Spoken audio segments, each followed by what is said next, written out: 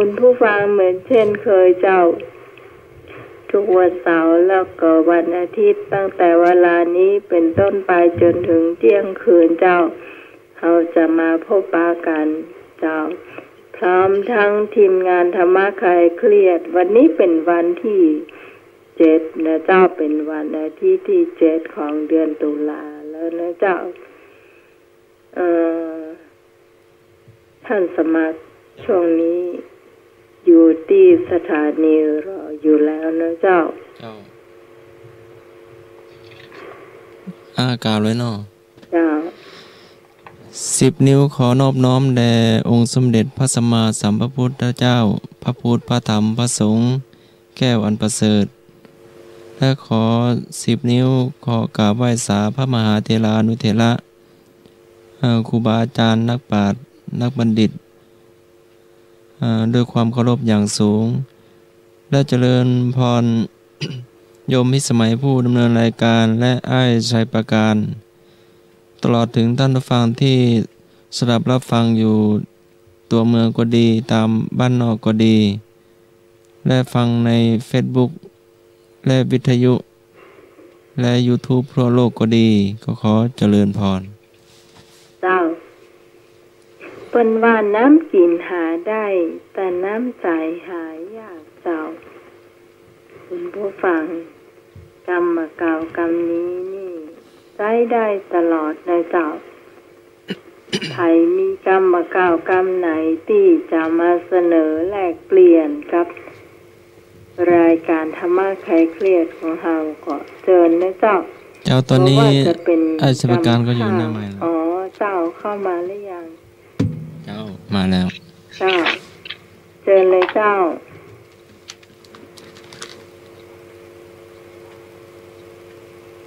ขอนอบน้อมแด่พระรัตนตรัยถวายความเคารพพระเถรานุเถระนมัสการพระอาจารย์พระครูวิสุวัตรพระครูสมุวิสุวัตรวรจิตโยผู้อำนวยการสถานีวิทยุแห่งนี้นมัสการพระอาจารย์สมัครครับเจ้าสวัสดีน้องใหม่เนาะสวัสดีเจ้าผู้ฟังทุกท่าน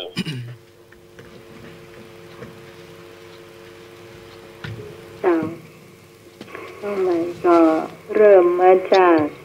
น้ำกินหาได้น้ำใจหายากเจ้า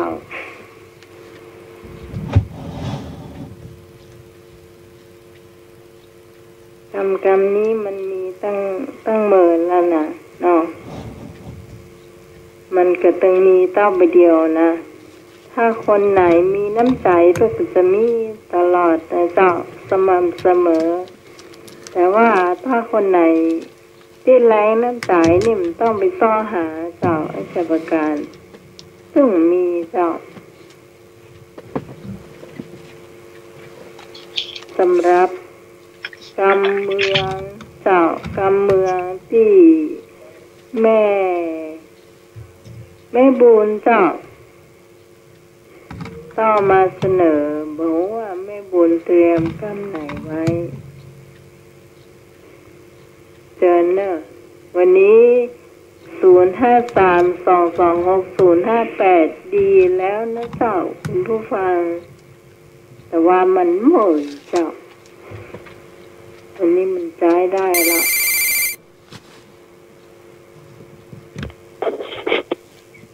เจ้าวันนี้น้องหมายเจ้าภาษาท่านอาจารย์ตัวเนอภาษาท่านสมัครเจริญพรสวัสดีอาจารย์ประการเจ้า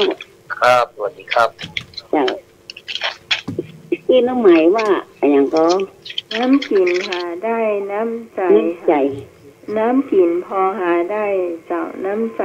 หายากเจ้าน้ำกินหาที่ไหนก็ได้เนาะเจ้าสมัยก่อนฮะขึ้นไปท่านขายคอไปกินก็ดึงขึ้นกินเนาะเจ้าน้ำใจนี่กายน้องหันมาหูหันจักคนที่มีน้ำใจพวกก็ต้องมีแม่มันก็มีเจ้าแต่ถ้าคนที่มีน้ำใจนะเขาจะหื้อไปเตะหื้อไปมันก็ต้องมีน้ำใจกลับมาเจ้า ไม่ค่อยกระจายดีนะเจ้าบางคนนี่เหนื่อยเลยอ่ะ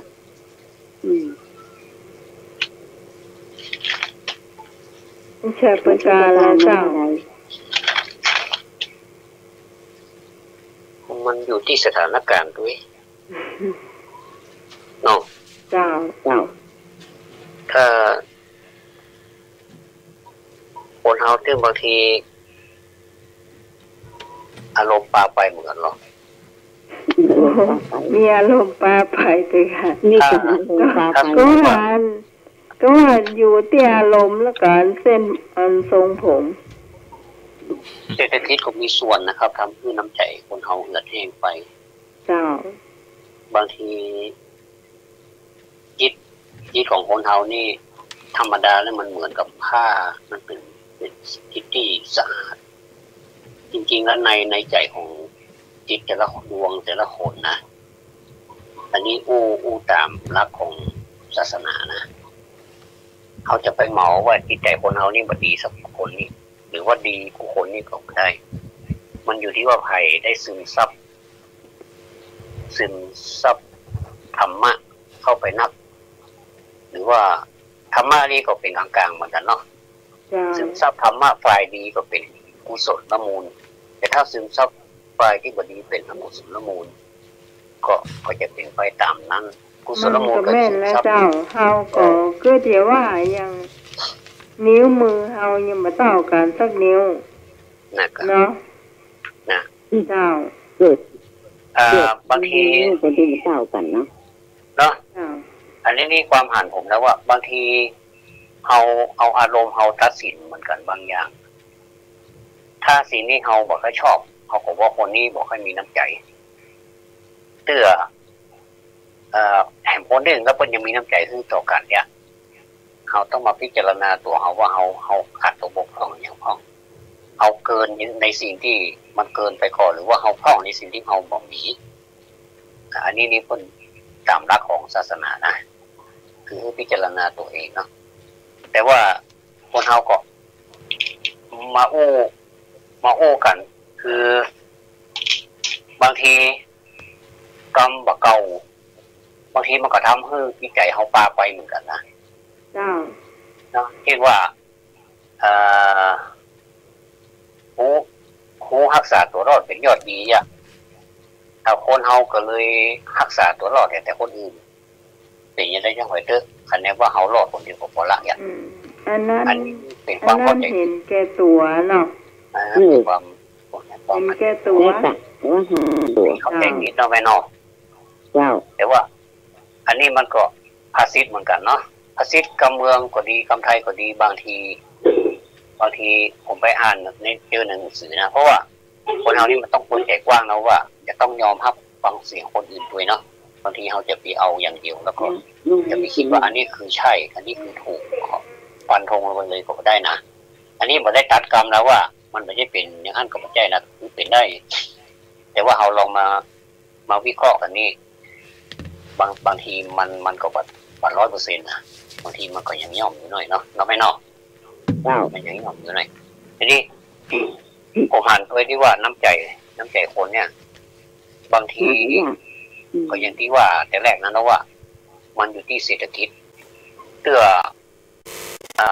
ใครเฮ้อแล้วมันถึงบ่ได้เศรษฐกิจมันบีบก็เลยบ่ค่อยมีใจหรือไผก็เอาตัวเก่ารอดก่อนแล้ว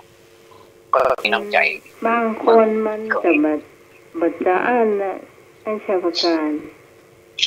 มันบ่ใช่อ่ะเศรษฐกิจบ่เดียว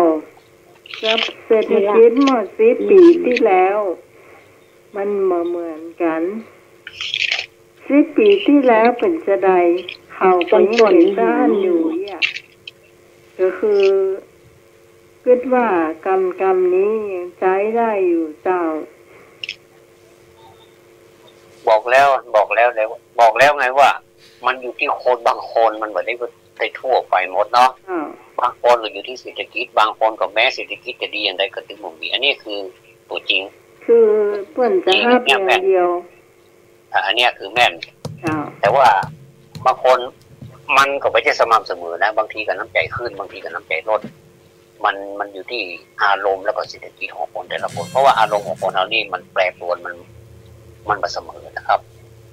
มันบ่เสมอจิตใจของเรานี่มันขึ้นลงได้วันนี้ฮักมันพวกอาจจะจังก็ได้วันนี้จังมันพวกอาจจะฮักก็ได้จ้ะบ่อยากจะแย้งนะบ่อยากจะแย้งคำว่าน้ำใจครับอย่างที่ว่าตะกี้นะบ่อยากจะแย้งแต่ว่าอันนี้เราแสดงความคิดเห็นเนาะว่าท่านผู้ฟังจะหันตัวอย่างไรก็ถือว่าเป็นความรู้เพิ่มก็แล้วกันเนาะเป็นความรู้เพิ่มคุณผู้ฟังอยากโทรเข้ามาร่วมก็ได้ในเจ้า052-010-462เจ้า052-010-462ว่างอยู่นะเจ้าอยากจะฟังความคิดเห็นว่าน้ำกินหาได้น้ำใจหายาก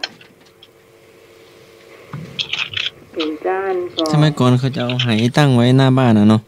ไหน้ำกินเนาะโอ้เจ้าบ้านแต่ก่อนสมัยก่อนบ้านปีกย่านนะเจ้าแล้วเอากาบมะพร้าวแก่เอามาลองหมอนคือที่ผมพูดเนี่ยนะหมายความว่าเราอยากจะมองไผ่เป็นแง่ลบหมดแล้วเขาก็แบบมองไผ่เป็นแง่บวกเขามองไปทางมีชาวบ้านมาเจ้าสวัสดีเจ้าไอ้หนุ่ยอาจารย์ครับเจ้าเจริญพรอาจารย์ราชบัณฑิตครับเจริญพรครับสวัสดีพี่ใหม่ครับเจ้าสวัสดีให้ดงดาครับครับสวัสดีครับสวัสดีแม่บุญแม่ทุกท่านทุกคนนะครับเจ้าแม่บุญแหว่งก็จะครับน้ำกินหาได้น้ำใจหายากเจ้าหน่อยว่าขวายเพิ่มมีเมียหนุ่มก่ะเจ้าได้ขวายเพิ่มมีเมียหนุ่มก่ะที่บ้านของเพิ่มได้เมียหนุ่มขวายบ้างก่ะเจ้าครับเรียนนะครับเป็นได้พ่อไอ้หนุ่ยครับตรงนี้กำลังชูมูวุ่นวายอยู่วุ่นวายจะเข้าหน้าหนาวหรอไปอยู่ดอยสเก็ตหนาวก็มันเช้าเย็นครับมันเช้าอากาศดีแล้วเหมือนเชียงใหม่44ก็หนาวครับอากาศปกติมีน้อยหน่อยเนาะครับผมอ๋อครับอากาศปกติเลยอากาศดีรู้ไหมนะมันจะได้มันก็ต้องดีกว่าในเวียงอยู่แล้วล่ะค่อยหนูอยู่ในเวียงมาเมินเนาะเรื่องรู้ไหมนะครับเจ้าเจ้านี่เจ้าตะคืนมาอันนั้นชาวการปลาไปละถามหาไอ้ดงมันได้มันไหนลูกคุณปอลาไปแล้วหมายของแม่มีอ่านน้องเจ้าคำว่าเอาดีบ่ได้เอาได้บ่ดีเนี่ยเอาดีบ่ได้เอาได้ก็บ่ดีเอาได้ก็บ่ดีเจ้าอันนี้มันง่ายๆมันก็บ่ได้สักบ่สำเร็จสักอย่างจำเนี่ยมันสำเร็จตามที่มันไว้ไม่ได้ดังใจปรารถนาอาจจะไปเพราะใจฮ้อนเกินไปก็มันก็ว่าถ้าเรามีแฟนเนาะคนที่เราเลือกมาสมดีสกรรมเจ้าคนที่ดีก็ไม่ได้สกรรมได้มาสมดีสกรรมเป็นอย่างนั้นก็เนาะงงกันเนอะเทศกาลมาเสียงก็เจ้าแล้วใช้ประการมาอธิบายหน่อยอันจำว่าได้ก็ดีเอาดีก็ได้อันใดดีอันใดดีโอ้โหมันได้มาก็เอาหมดอะครับคือคนเอานี่นะผมว่ามัน เป็นเรื่องความรู้สึกมากกว่าผมว่านะมันเป็นเรื่องของความรู้สึกแล้วก็ความหวังบางทีถ้าเราหวังแล้วไปนี่อย่างกระจ้างถ้าเราหวังแล้วไปเดี๋ยวมันมาได้อย่างหวังเขาบอกว่าดีก็ได้ได้ก็ดีอย่างนะมันก็เลยก็ไปอยู่ที่จิตของคนมันคือถ้าหากว่าอันนั้นก็ดีอันนี้ก็ดีมันมีเหมือนพระเหมือนพระเจ้ารูปหนึ่งที่ท้องหวานพระก็ดีนะเคยได้ยินก่อนแม่ก็ดีนะอันเขาว่าหลวงพ่ออันนี้ดีไหมก็ดีนะว่าถ้ารูปนี้นะก็ดีนะเห็นหรอหลวงพ่อผมจะลาตายดีไหมก็ดีเนาะดีหมดดีหมดตัวอย่างคือเพิ่นมองเป็นกลางๆให้บอกว่าไอ้อย่างก็ดีหมดหรือว่านะอันพระรูปนี้มีแท้ว่ะเห็นว่าพระก็ดีเนาะคนตั้งชื่อมันนะพระก็ดีเนาะมันอยู่ที่ความรู้สึกว่าอย่างพ่อแม่มีความรู้สึกกับลูกส่งลูกไปเรียนว่าเดี๋ยวนี้ใครลูกเป็นอย่างนี้เลยลูกไปเป็นอย่างอื่นเนี่ยถ้าสมมติว่าในความรู้สึกของลูกมันบอกว่ามันดีขนาดละสิ่งที่ผมได้มานี่นะดีขนาดละสิ่งที่ลูกได้มานี่นะแต่พ่อแม่บาหันตัวบอกว่าพ่อแม่บาหันตัวทำไมเนาะผมรับเหมาว่าลูกก็ได้นั่นก็ไม่ได้เอาของเหมือนกับว่าพ่อแม่เหมือนกับว่าเอาดีก็ได้เอาได้ก็ดีอย่างเงี้ยแล้วเราอ่อนไปจะคิดอย่างไรนะผมก็ทำแค่ดีแล้วรู้แล้วแม่พ่ออย่างมาอ้วกผมว่าได้ดีอย่างมันเป็นความรู้สึกของพ่อแม่ไม่พ่อแม่มันรู้สึกจะมีหลักนิดหน่อยแต่ผมว่าอย่างงูอย่างใดได้บางทีคนฟังจะมันไส้ของว่าหมอนี่มันอย่างวิชาการทำเลยผมก็อยากจะส่งให้รู้ว่ามันเป็นอย่างนี้แต่สังคมก็เป็นอย่างเอาดีก็ได้เอาได้ก็ดีนี่นะมันก็อู้จัดยากเหมือนกันนะครับมันอยู่ที่อารมณ์ของคนพูดที่อยากจะรับสิ่งนั้นว่ามันดีก่อนแต่ถ้าว่าก็ดีน้อยนะอันนั้นนี่ดีหมดเลยมันก็เลยบอกว่าจะเอาอย่างมาตอบคนดีคือมันบอกอย่างแล้วคือพระรูปนี้บอกมีปัญหาอย่างไรมันเจอเนาะอันนั้นมาก็ดีกะอันนี้มาเอามาดามมาสู่กันนี่ร่ำก่อนร่ำก่อนกินเป็นได้ก็ดีเนาะอันนี้ขมไปก็ดีเนาะอันนี้หวานไปก็ดีเนาะหมดทำไมดีหมดคือมันโป่งหมดคือมันแบบมีอย่างนั้นแหละคือมันมีรสมันมีชาติมันมีคืออย่างไรก็ได้กินให้มันอิ่มท้องก็ได้ก็โอเคมันก็ดีเนาะเลยนะผมอี้ถูกคนเนาะบางคนอาจจะบอกว่านี่มันแก่วิชาการลงไปนี่ก็ปัจจัยนะครับสารถามความหันผมเป็นอี้แต่เนาะแล้วน้องใหม่ว่าอย่างเพราะว่าอย่างตะกี้น่ะถ้าตอบคำเก้าเพราะว่าตะกี้นั่นเนาะมันจะตอบดีๆเนาะ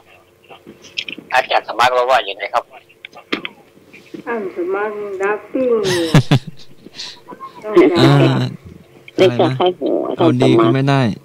แต่เอาที่ได้มาก็ไม่ดีก็ดีๆก็ไม่ได้หรอใช่ก็พอใจที่เราได้นะอย่างเขาว่าสอบได้ดีกว่าสอบตกเนาะดีกว่าสอบตกคะแนนเดียวก็ได้ดีกว่ามาตัวเปล่าเกือบโตเอาอันใดคนนั้นมันก็ต้องเกือบโตมันก็ไอเดียวเกือบได้มันก็เกิดความรู้สึกว่าเกือบโตกรุ่นนี้แต่พระเจ้าก็ว่าถ้าได้อะไรก็พอใจในลาภหรือว่าที่ตัวเองได้มาพระองค์ว่าจะนั่นนะว่าจะอันนะพอใจในสิ่งที่ตอนนี้ก็ เจ้าเติมหน่อยได้อ๋อชาวบ้านจะตัวน้องสวัสดีเจ้าสวัสดีเจ้าปนวันเจ้านมัสการพระอาจารย์นะเจ้าคุณเจ้าทุกลูกนมัสการท่านสมาเป็นนะเจ้าสวัสดีน้องหมายแม่บุญแต่นะเจ้าสวัสดีเป็นราชการแต่นะเจ้าสวัสดีครับสวัสดีครับเป็นนักการทุกท่านเลยนะเจ้าเอาดีก็ได้อย่างก็เอาดีบ่ได้เอาได้อย่างดีจ้าจะอู้เรื่องตะกอนน้ำนอนยานาเนาะข้าวกำลังเหลืองเขียว กำลังเหลืองจะได้เกี่ยวแล้วเนาะที่มันจะได้ดีแล้วถ้ามาฝนตกน้ำมันนี่ฮะแล้วเหลือน้อยเดียวได้พอดีฮะได้ข้าวเน่าไปเนี่ยจังมันก็เลยก็ยังดีที่บ่ได้เนี่ยมองว่าจะเข้ากันก็หาเป็นอีกความหมายหนึ่งเนาะก็ว่าของแม่ยังเข้ากับผมนี่บอกเข้ากันนะแม่ของผมนี่ตีปอยเฮ้ยผมแม่ผมหัวประการการเกินเนาะตีปจะได้เข้าแล้วนะคนมันตกอย่างเงี้ยเข้ามันเน่ามันอย่างแต่มันก็ยังได้อยู่จ้ะน้อยอันน้ำท่วมไปเหี้ยแต่มันก็ยังได้เข้าอยู่มาค่ะได้แบบได้เห็นหน่อยเนาะไม่ยังว่ามันจะได้ไงยังไม่ดีกว่าได้จ้ะเสียแม่มาใส่เลยแม่อยู่มันมีอย่างหนึ่งพอดีฟังท่านคือเจ้าตนหนึ่งจะเป็นเวลาพอจะออกรายการก็จะบอกว่าอุดเงาอุดแปรอุดตังนอกอุดจอกอุดขันอุดตังในเอาอยากให้ได้คำแปลของไอ้ใช้ประการแปลจังไอ้ใช้ประการแปลจังก็นะอุดเงาอุดแปรอุดตังนอกอุดจอกอุดขันอุดตังในจังเจ้ายินดีนะเจ้าสิรอฟังนะเจ้าคุณเจ้าผมว่าเจ้าประการจะแปลได้ก่อน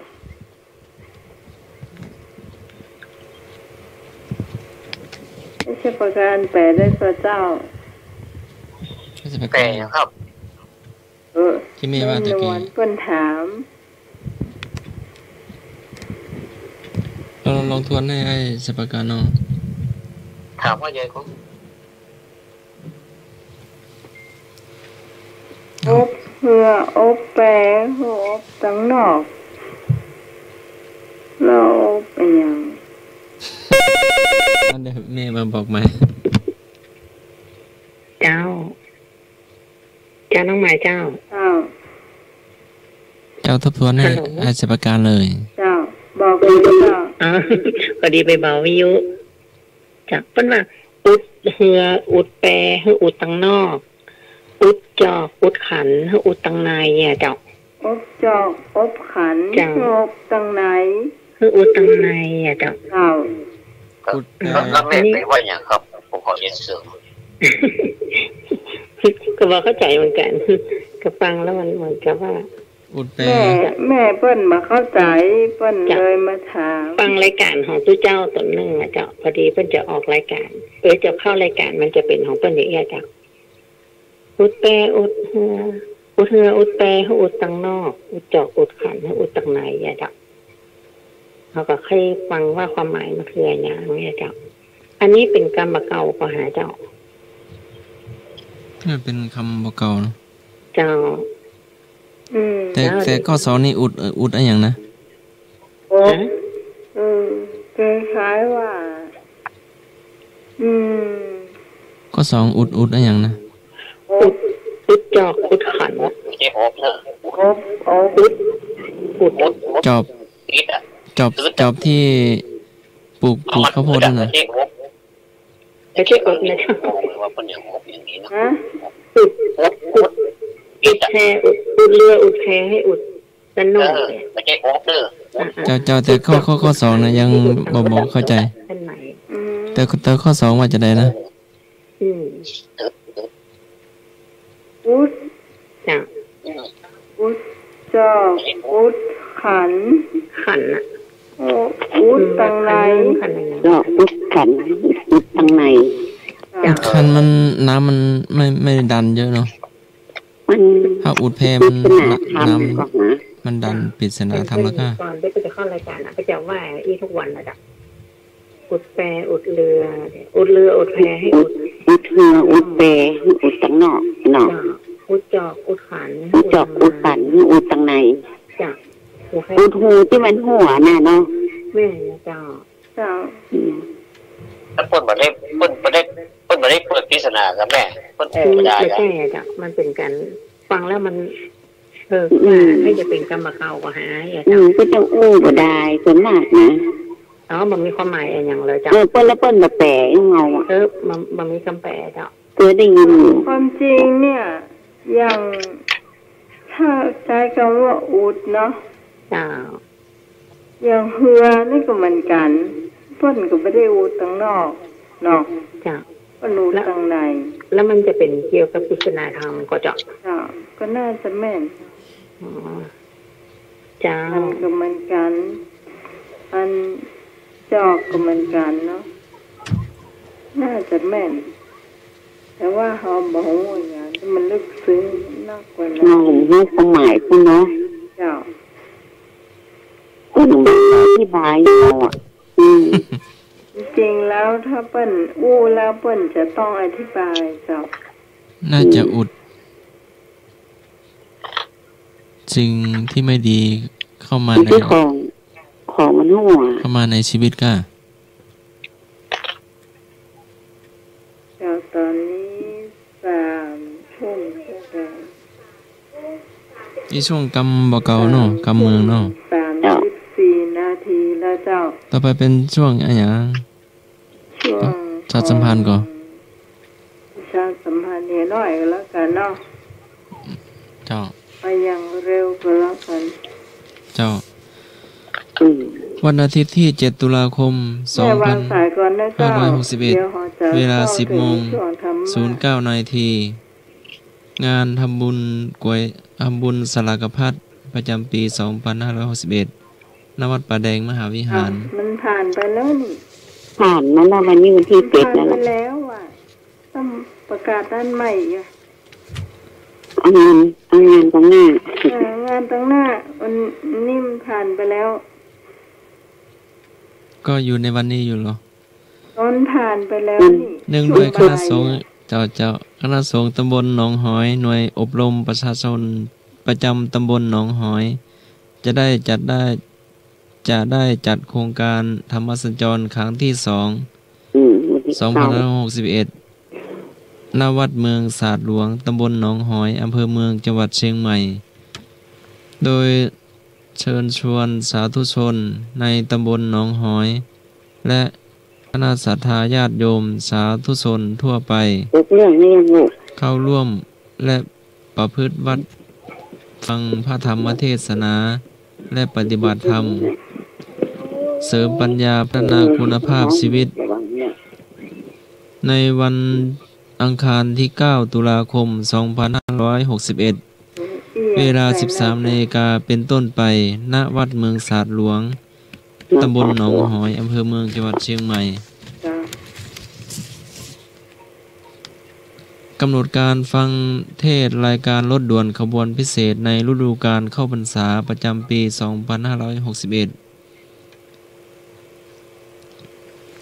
วันอังคารในวันอังคารที่ 9 ตุลาคม 2561 แรม 15 ค่ำเดือน 12 เหนือณ วัดลังกาตำบลฟ้าห้ามอำเภอเมืองจังหวัดเชียงใหม่รถด่วนขบวนพิเศษเนาะเดินดับนะเจ้าจัดโดยคณะสงฆ์จังหวัดเชียงใหม่สภาวัฒนธรรมจังหวัดเชียงใหม่สภานักธรรมจังหวัดเชียงใหม่พุทธสมาคมจังหวัดเชียงใหม่สำนักงานพระพุทธศาสนาจังหวัดเชียงใหม่ยุวพุทธิกสมาคมจังหวัดเชียงใหม่สภาวัฒนธรรมอำเภอเมืองจังหวัดเชียงใหม่เทศบาลนครเชียงใหม่ชมรมลูกเสือชาวบ้านจังหวัดเชียงใหม่ชมรมอนุรักษ์วัฒนธรรมประเพณีท้องถิ่นเชียงใหม่ทสปช.อำเภอเมืองจังหวัดเชียงใหม่และคณะกรรมการบริหารงานกลุ่มหนุ่มสาวจังหวัดเชียงใหม่เนาะ แล้วก็พิธีเทวาภิเษกวันปิยมหาราชรัชกาลที่ 5ทำบุญตักบาตรสืบชะตาสมโภชเหรียญครูบาเจ้าศรีวิชัยหลังคุดในวันอังคารที่ 23 ตุลาคม 2561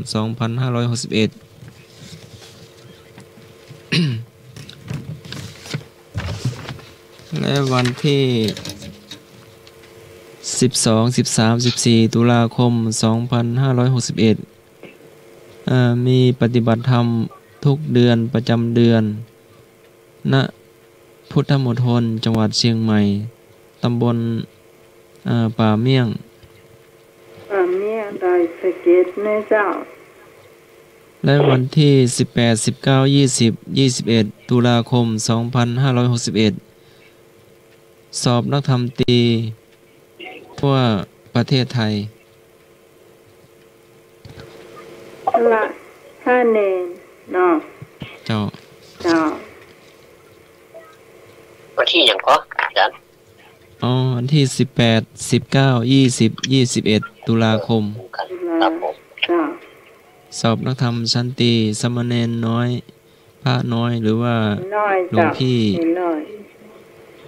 ตุพี่หรือว่าพระสงฆ์เนาะตุลุงก็ดีก็ต้องเรียนพระปริยัติเนาะตามที่พระองค์ได้ตรัสไว้ปริยัติแล้วก็ปฏิบัติคู่พร้อมกันไปก็สลักกระพาดของวัดสันดอกวันที่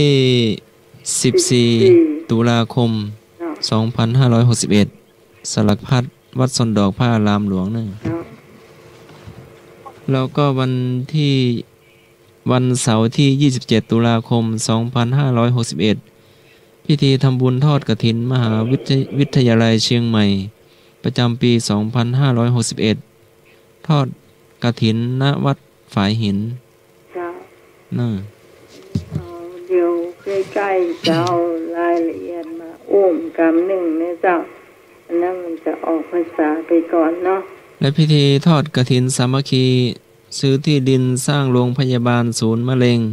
วันที่8ถึงวันที่12จังหวัดภาคเหนือจำนวน39ไร่ถ้าทำถนนเข้าโรงพยาบาลณวัดลัทธิวันขอนตาลตำบลริมใต้อำเภอแม่ริมจังหวัดเชียงใหม่วันที่8ถึงวันที่12พฤศจิกายนเนาะเจ้าก็ไปร่วมได้เนาะเจ้าสำหรับรายการของเราธรรมะเครียดของเราในเจ้าด้านพ่อประสังสรรค์กันวันที่16มกราคมเนี่ยเจ้าผู้ฟังใครมีขนมใครมีผลไม้ก็เอามาหอมกันได้เจ้าวันนี้รางวัลของเราก็มีถึง38รางวัลแล้วนะเจ้าน้องใหม่10รางวัลของท่านสมัคร10รางวัลหัวเจ็บประกัน10รางวัลหอยนึก4รางวัลเจ้าของแม่วันนา4รางวัลเจ้าก็เราจะมาพบกันได้เจ้าวันที่16เป็นวันพุธนะเจ้าช่วงต่อไปเป็นช่วงธรรมะนะเจ้าวันนี้จะประการจะเสนออย่างพ้องเอามาปนกันได้เลยเจ้า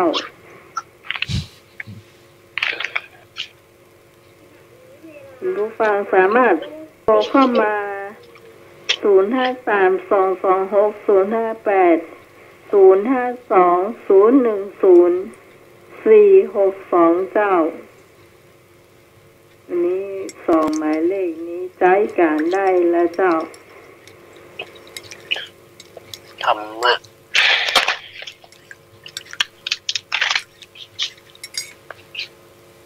ขอเรียนให้ทุกท่านทราบก่อนนะครับว่าการที่เรามาตายธรรมะกันนั้นไม่ได้เพื่อมาเป็นอย่างอื่นแต่เพื่อให้มันเกิดความรู้เพิ่มเติมบางธรรมะมันอาจจะบางข้อมันอาจจะต้องใช้วิจารณญาณในการตอบถ้าเราลองใช้วิจารณญาณในการตอบให้เต็มที่นะผู้ถามนี่คงจะมีความสุขแล้วก็เอาอีกแล้วกันถามเลยดีกว่าข้อ1ธรรมะนะครับ หลักคำสอนที่เป็นหัวใจของพระพุทธศาสนาคือข้อใดครับกละชั่วทำดีทำใจให้ผ่องใสขอ ให้ทานรักษาศีลเจริญภาวนาพอเชื่อกรรมผลของกรรมงอประพฤติสุจริต3หลักคำสอนที่เป็นหัวใจของพระพุทธศาสนาคือข้อใดกละชั่วทำดีทำใจให้ผ่องใสขอให้ทานรักษาศีลเจริญภาวนาพอเชื่อกรรมผลของกรรมงอประพฤติสุจริต3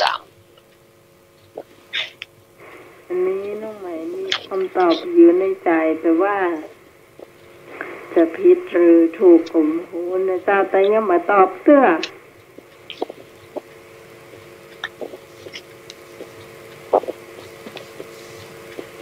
เชิญคุณผู้ฟังก่อนเจ้า053-226-058เจ้า052-010-462เจ้า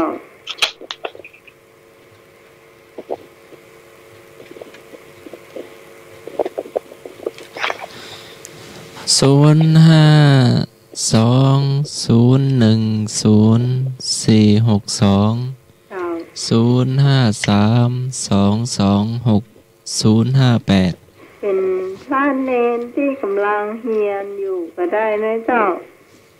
ที่กำลังรับฟังมันจะเป็นต้องบอกชื่อแต่เนาะสวัสดีครับเจ้าลองตอบขอไก่ครับบอดูกว่าเลยเจ้าให้หนุ่มเต้าให้นึกเนาะครับเจ้าให้นึกมีใจถึงสุดยอดเจ้าแล้วเจ้าให้นึก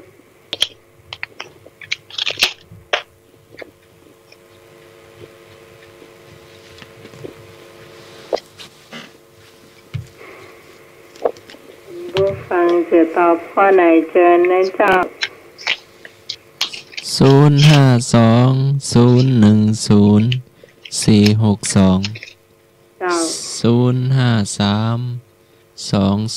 ถ้าเน้นที่ก็ได้นะเจ้าฟังกันหลายท่านหลายรูปเนาะสำเนียงสิทธิ์สำเนียงตะวันสำเนียงสมบูรณ์สำเนียงวาเกอร์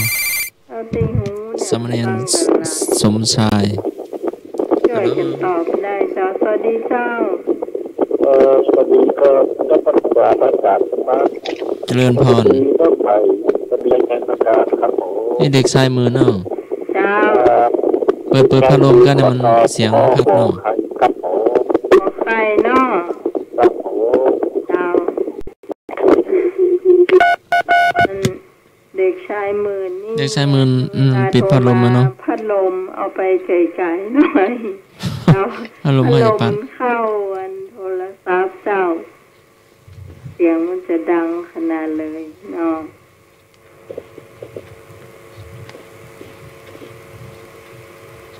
มาตึงกอไก่ขอไข่แล้วเนอะคุณผู้ฟังท่านไหนจะตอบต่อไปเจ้าเชิญเลยเจ้าท่านที่3เจ้าสวัสดีเจ้านมัสการท่านสมัครสวัสดีน้องใหม่ให้ใช้ประการด้วยครับเจ้าสวัสดีครับก็ข้อขอไก่นะครับอันนี้ไอ้บ่าวดอกแดงไอ้แดงก่อนครับไอ้บ่าวแดงที่ดอยสะเก็ดเนาะจากดอยสะเก็ดต้องขอไข่นะครับเสียงชัดเจนดีมากค่ะหูเสียงสดใสเสียงดังจากหนุ่มบ้านแดงครับบ้านดอกแดงเนาะเจ้าขอไข่นะครับเจ้าครับ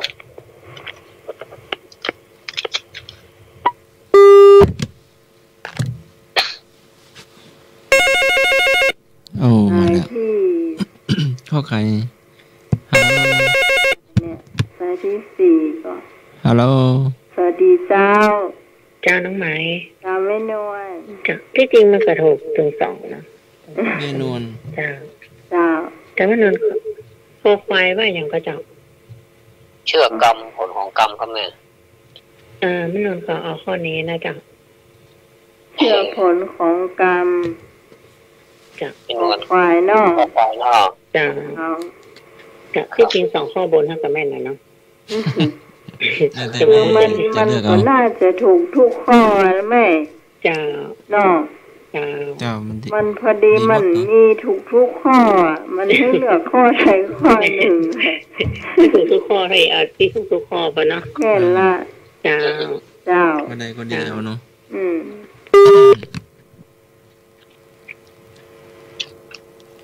ไม่นานขมูลว่าจะมาช่วยเนาะถ้าท่านไหวเนาะวันนี้ก็ไปวัดบกโคกหลวงไปวัดป่าแดง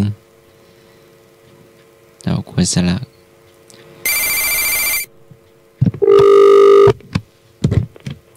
ฮัลโหลน้องหมายปีสุพิษโอ้หายไปไหนจันเมินขอขายนะเจ้าปีสุพิษหายไปไหนจันเมินดูแลน้องบอกให้สบายเจ้าบ่เป็นอย่างเนาะเจ้าขอบคุณนะเจ้าดีเจ้าสวัสดีเจ้าแม่สุพิษสุพิษเจ้าอันนี้แฟนในป่านเนอะฮัลโหลสวัสดีเจ้าน้องหมายเจ้านมัสการเจ้าท่านสมาร์ทเจ้าสวัสดีเจ้าเสกการสวัสดีครับพี่สาวต้นเปาเนอะพี่สาวต้นเปาวันนั้นบอกได้ปะกันสักกรรมนี่หรอหล่นฝนกับอัศการหล่นฝนก่อไอ้เชฟประการเบิ้ลถามบัดนี้โล่นครับเตียวเอาอย่างเตียวกลางจ้องหรอกกับเตียวกลางจ้องมาได้โล่นเขาเกี่ยวจ้องไปหรอกจ้องกันเล่นๆหนึ่งครับหัวจ้องใหญ่ๆนั่นนะจ้องกลางๆใหญ่ๆนั่นนะเข้าไป3 4หัวได้อะนึกว่าปะโทนแต่แม่อุ้ยก็เอาร่มให้อยู่นะแต่เอ็นดูแม่อุ้ยก็เลยไม่เอาอะไรสักอย่างเอาแต่ย่างเลยน้ำใจเนาะแต่เอ็นดูแม่อุ้ยเนาะแม่อุ้ยเพิ่นอุตส่าห์สละเนาะไม่กลัวเพิ่นได้เนาะก็เนี่ยเพิ่นถวายให้ยืมก็ท่านสมัครก็เกรงใจกว่าท่านบ่สบายเนาะเพิ่นว่าสบายสำนักแล้วเฮาก็เนาะเจ้าอายุหนักเนาะขอไข่เนาะขอไข่เนาะโอ้ขอไข่ท่วมท้นขอไข่เนี่ยอย่างโมโหเนาะเฮาไปขอไข่อย่างไอ้ใช้ประการให้ทานรักษาศีลเจริญภาวนาคนนี้ก็ดีเนาะคนนี้ก็ดีเอาก็ถือว่ามันดีทุกข้อก็นั่นน่ะแล้วข้อไหนมันจะตรงคำถามทุกข้อมีเห็มก็ต้องไม่บุญยังได้ตอบเตื้อมาแล้วเจ้าไม่แดงไอ้หนุ่ยเอาใครโกพาไม่รู้ไม่บุญแอมแล้วนึงไอ้หนุ่ยเอากอไก่กงงกเจ้าไอ้หนุ่ยกอไก่เนอะใส่ต่อไปเจ้าสวัสดีเจ้าจ้าไหนเจ้าเราจะเอาข้อไหนดีก็ใส่เป็นหมดได้ก็ดีหมดอันใดก็ดีหมดอะเอาข้อที่ตรงคำถามไอ้สัปการเนาะตรงคำถาม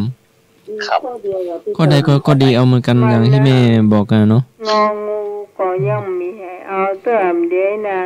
ยังโมโหงองูเอาข้อหนึ่งข้อใดข้อหนึ่งเอาคนสุจริต3มีแต่เอางองูเลยเอางูเอาคนสุจริต3ไม่เนาะเจ้าได้ไหมนะข้อไหนก็ได้แต่นะมาจุนะห้ามจุก่อนเนอะบอกก่อนห้ามจุเนอะนี่เสียใจนะอ้าวเอาละน้องใหม่ยังได้ตอบแต่น้องก้อยอยู่ไหนน้องก้อยเข้ามาก่อพี่สาวปาบง เข้ามาก็เจ้าพี่ตองพี่สาวตองเจ้าพี่สาวต้นเปล่ามาแล้ว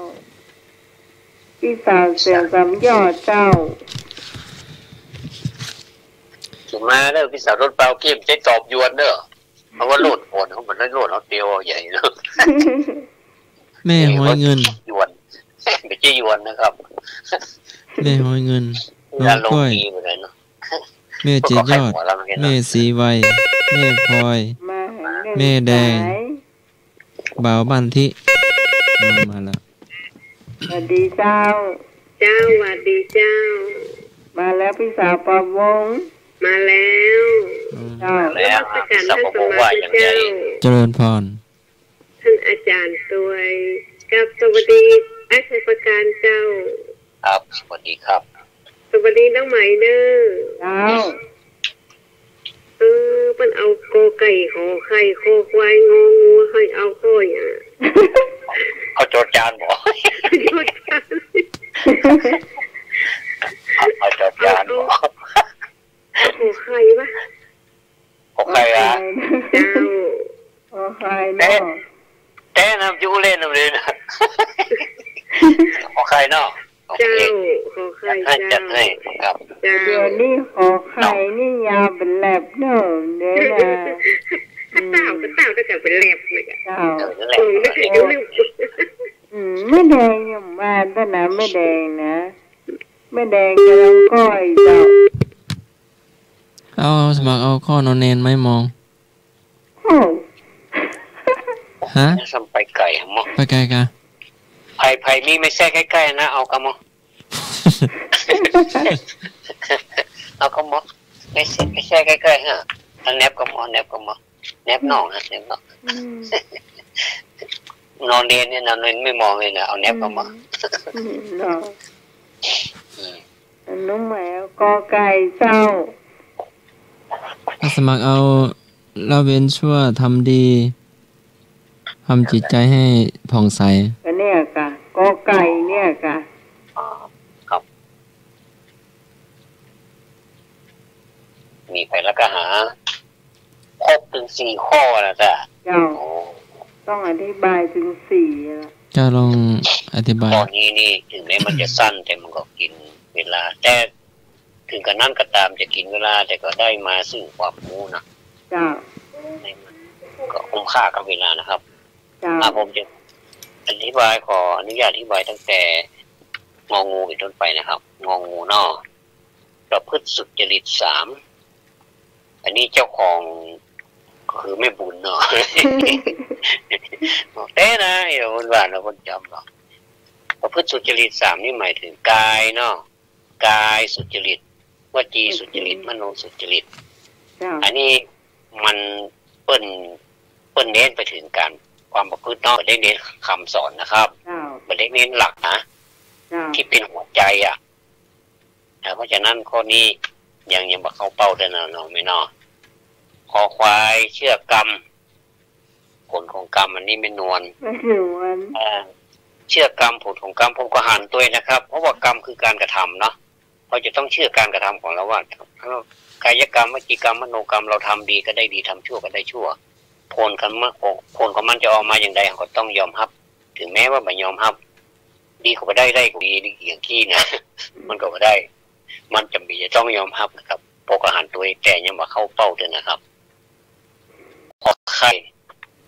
ซึ่งมีผู้เอานักเหลือเกินแล้วนี่เนาะท่วมท้นนะครับให้ทานรักษาศีลเจริญภาวนาซึ่งการให้ทานนี่ดีมากรักษาศีลก็สุ่มดีเจริญภาวนานี่เป็นลับนะครับแต่ว่ามาแจ้งหัวใจเตื้อหัวใจของศาสนานั้นคือละชั่วทำดีทำใจให้ผ่องใสเป็นข้อกอไก่นะครับกอไก่นี่ละชั่วทำดีทำใจให้ผ่องใสนะครับมันเป็นกอไก่ครับโอวาทของตอนที่อย่างก่อนน่ะที่เป็นหัวใจพุทธศาสนาก็จะสอน3 ข้อนี่นะครับว่าละชั่วทำดีทำใจผ่องใสเป็นขั้วใหญ่หมดเลยเนาะ ละชั่วกับหมายถึงว่าอะไรที่มันแบบนี้มันงามกับละอย่าทำดีกับหมายถึงเอา3ข้อเนี่ยเอามารวมกันให้ทานรักษาศีลเจริญภาวนาประพฤติสุจริตนี่เอามาเป็นทำดีเนาะทำใจให้ผ่องใสกับว่าทำใจให้มัวนะครับวันจะตุลงขสันนิบาตนะเนาะเป็นวาดข้อนี้เนาะครับปฏิโมกข์ครับนี่คือหัวใจนะครับข้อต่อไป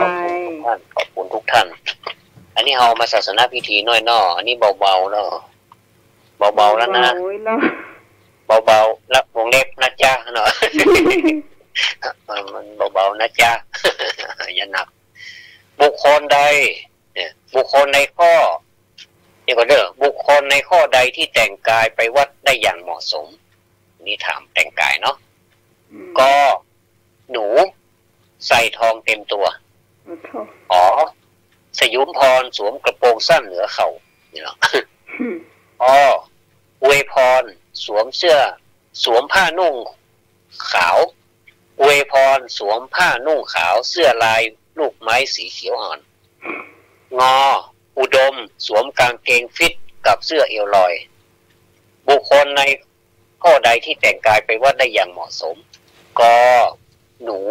ใส่ทองเต็มตัวสยุมพรสวมกระโปรงสั้นเหนือเข่าอวยพรสวมผ้านุ่งขาวเสื้อลายลูกไม้สีเขียวอ่อนอุดมสวมกางเกงฟิตกับเสื้อเอวลอย2 คะแนนครับเชิญเลยครับตามถามว่าจะได้นะบุคคลในข้อใดที่แต่งกายไปวัดได้อย่างเหมาะสมนะครับกอไก่หนูใส่ทองเต็มตัวสยุมพรสวมกระโปรงสั้นเหนือเข่า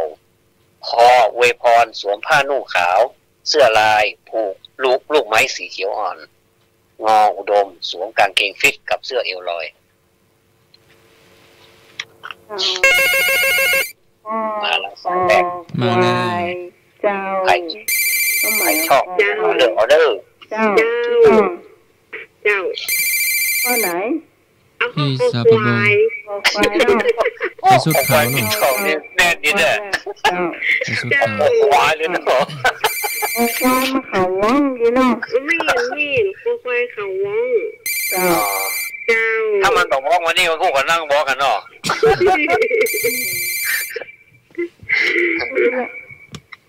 รับบ้านหวังเขาเอาไปรับบอกเขาขายเขาว่องเนอะ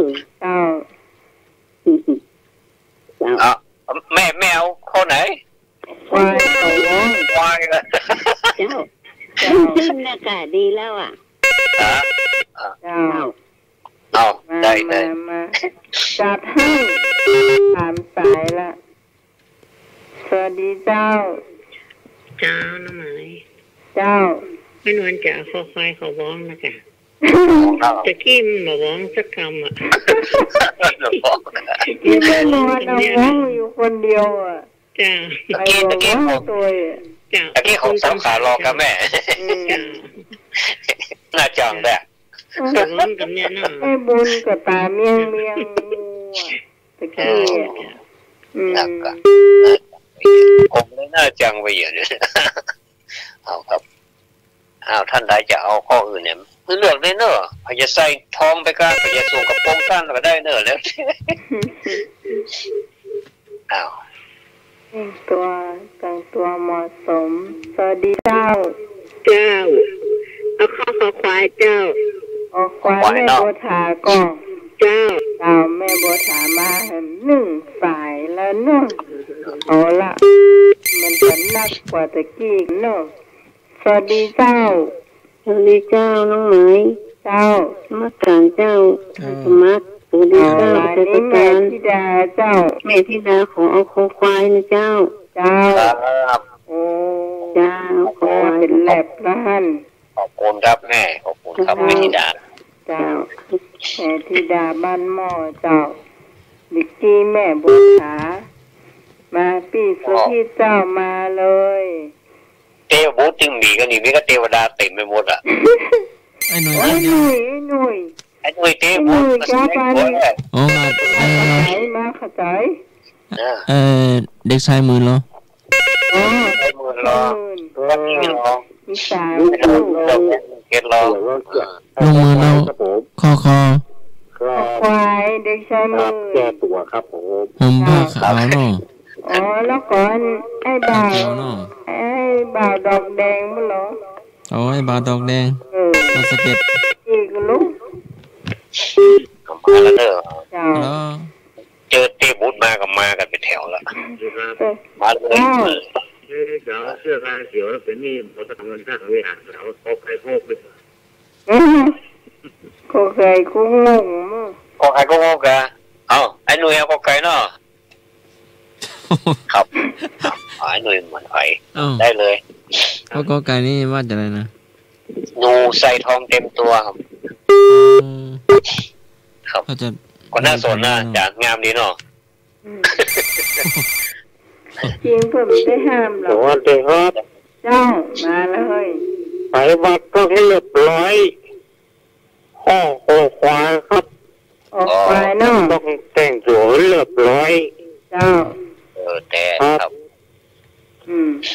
เอาละแต่งตัวเรียบร้อยนะต่อให้เจ้าวันนี้อุ้ยอย่างมาต้มเดียวอุ้ยดอกตะล่อมมาต้มเดียวเดี๋ยวเนอะแบดโมดเลยก็เดี๋ยวปั่นท่านสมัครแบดโมดท่านสมัครวางสายแป๊บนึงได้ก่อมันเลยเวลาเจ้าเดี๋ยววางสายจะประกาศก่อนเนอะใครโทรมานี่เดี๋ยวจะโทรไปใหม่น้องจะประกาศโทรมาหรือว่าท่านสมัครน้องเดี๋ยวโทรไปหาเนอะเดี๋ยวมันเลยเวลาเจ้าได้เจ้าเดี๋ยวไฟเฉลยเนาะคุณผู้ฟังท่านไหนจะตอบต่อไปเชิญนะเจ้าเชิญได้เลย053หมายเลขนี้ดีแล้วเนอะ053226058เจ้า052010462เจ้าคุณผู้ฟังที่ฟังใหม่อยากร่วมรายการธรรมะคลายเครียดเจ้าเพื่อจะสนทนาตอบปัญหากับหมู่เฮาเจ้าลองดูเจ้าว่าเป็นหยังเนอะตอบผิดตอบถูกว่าเป็นหยัง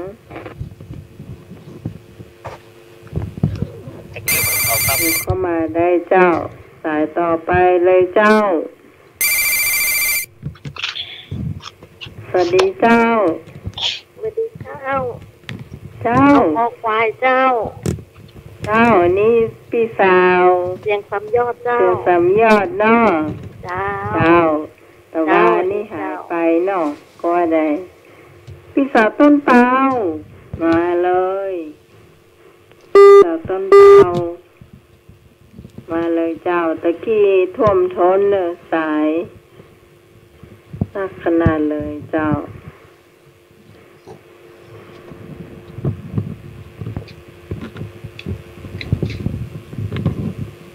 คือการตอบปัญหาธรรมะนี่เขาก็ได้ความรู้นะเจ้าถึงแม้เขาไม่ได้ไปเรียนเขาก็เรียนตรงเนี้ยเจ้าเรียนตามอากาศเจ้าเรียนทางลมนะเนาะเจ้า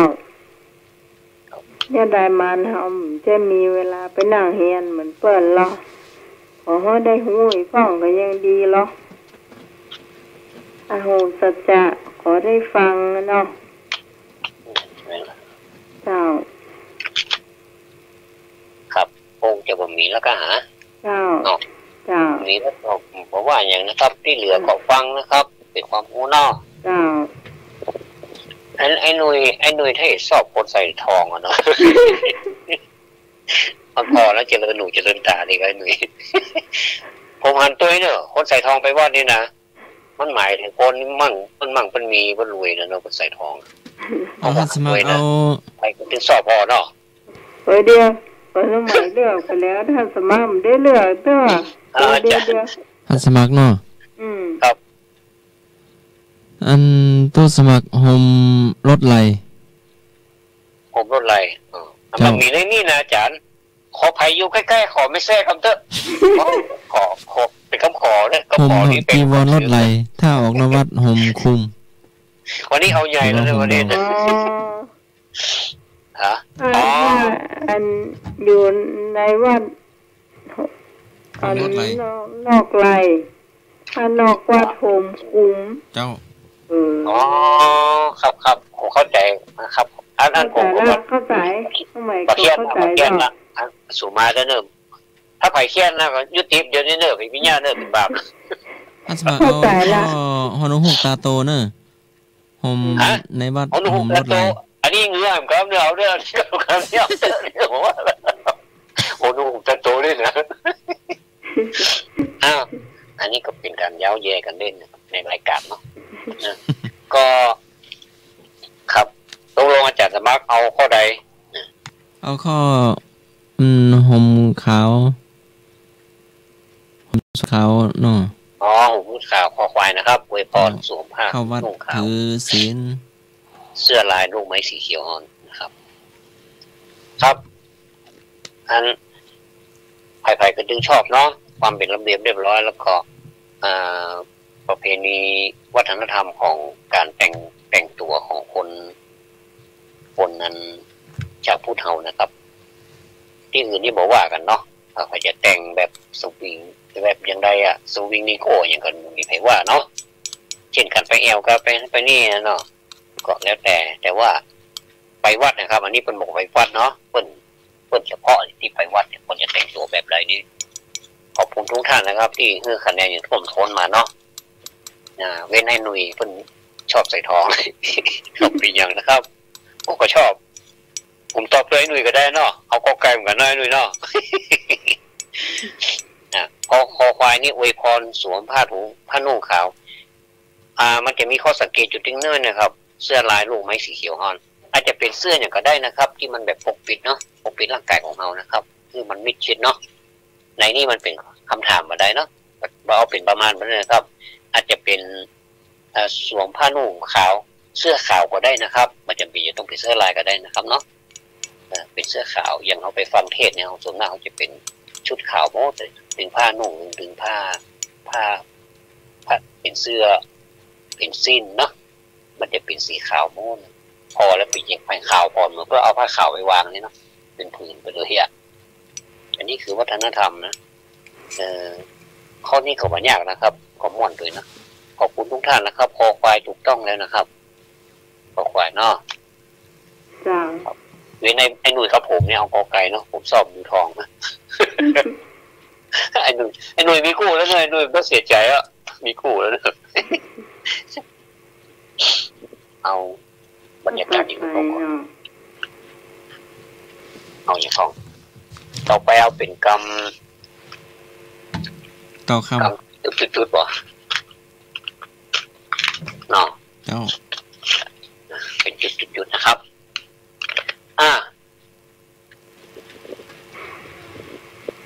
คำไทยขนพองสยองเกล้าอันนี้เป็นคำไทยนะครับคำไทยกลางนะคำเมืองว่าอะไรอ่ะ ขนพองสยองเกล้าคำเมืองว่าอะไรเจอเลยครับขนทองสยองเกล้าคำเมืองว่าอะไรจุดว่าอะไร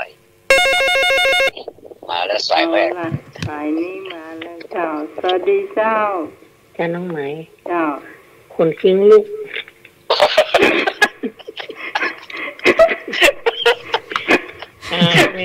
ไม่บอกว่าเลยคนมันจะมั่วนี้คนคิงลูกถ้าได้นี่เฉลยเลยเนอะพอจะได้ไปข้อต่อไปนะคนคิงลูกตะกี้ไว้นวลมันคนคิงลูกไม่บุญมากเอาไหนเป็นเรื่องอย่างแม่คนลูกคนฟองคนลูกคนฟองเจ้าเอาคนลูกคนฟองเนาะได้ไม่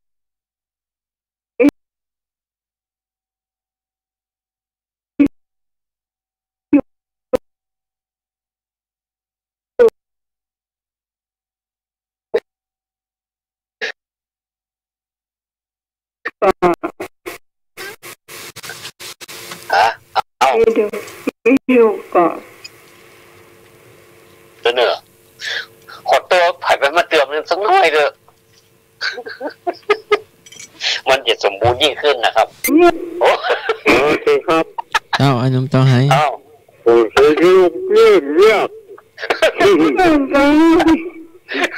อ็นก็โอ้ไหนเนื้อเอาลงวางมาหลายคนเลยนอนไอ้นึกนอนนี่หลักละเอาได้เนี่ยใครจะอ่านตัวใครก็ว่ามันไม่นวลบอกว่าขนคิงลูกในบูนบอกว่าขนคิงขนลูกขนปอไอ้นึกว่าขนคิงลูกเยอะเอาใครอย่ามาลูกก็อย่าบอกมาเลยครับผมอย่าเลยขนคิงลูกอย่างนั้นอย่างไหนอย่างนั้นเช้าอันนี้เร็วเอาขนคิง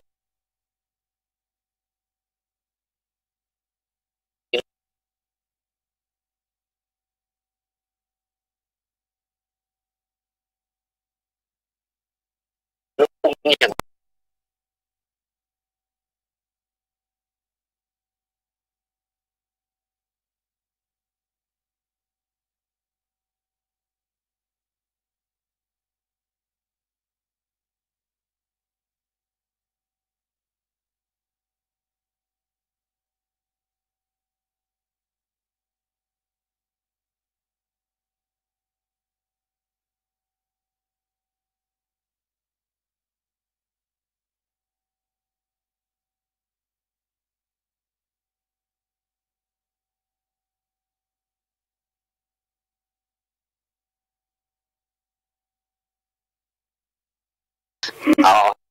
สวัสดีเจ้า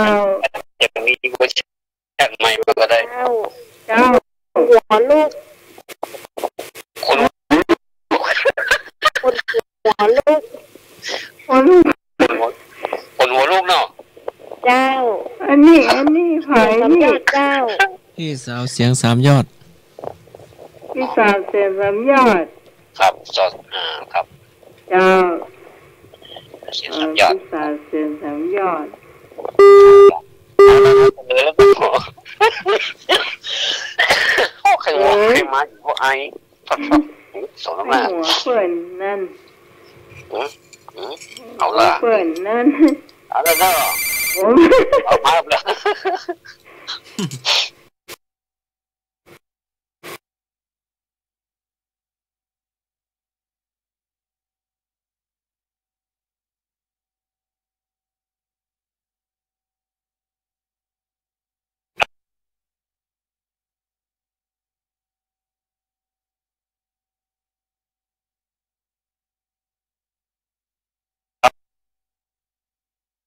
ครับสาย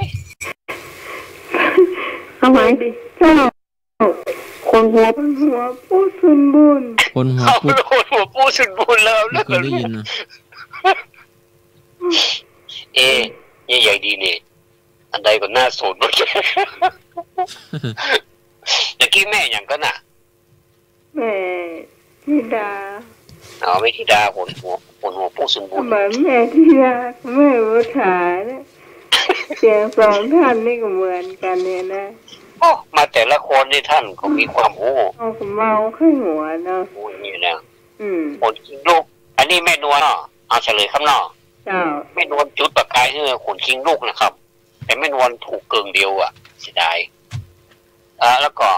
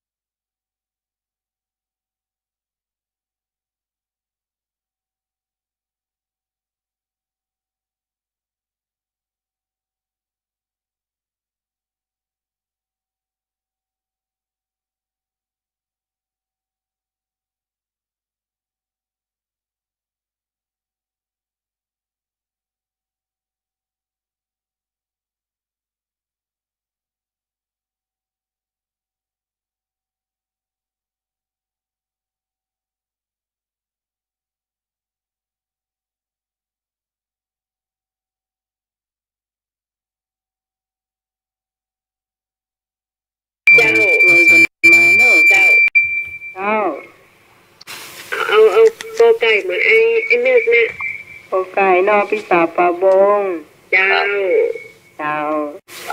ปีตองเนาะเจ้าครับผมวิสาขาต่อไปแต่กี้เจ้า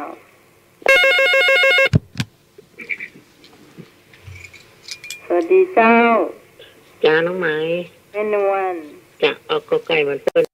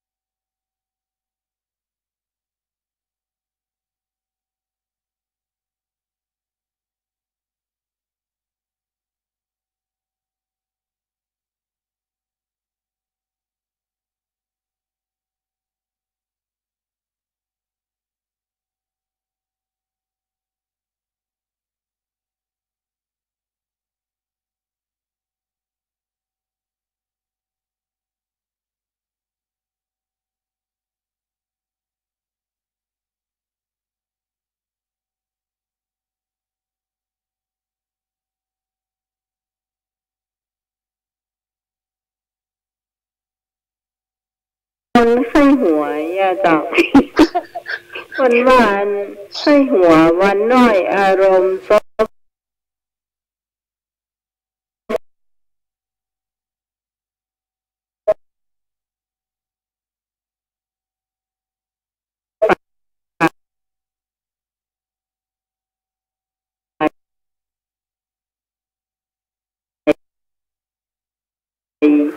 ไข้หัว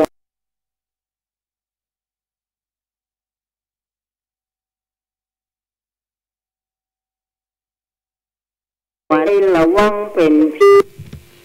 มันก็ไข้หัวโคก็ไม่นะ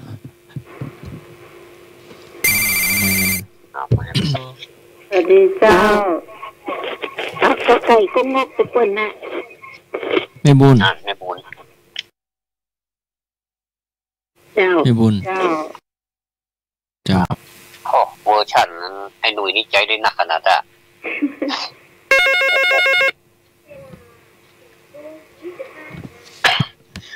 สวัสดีเจ้าครับเดี๋ยวฮ้อนอย่างหนาวโกไก่ก็งกนะครับมันอย่างหนาวก็ไก่ก็งกเจ้าของเป็นได้ฟังละวิทยุได้ฟังโทรศัพท์ละเจ้าเจอเจ้าสายว่างแล้วสวัสดีเจ้าเด็กชายมื่นกอไก่ครับผมเจ้า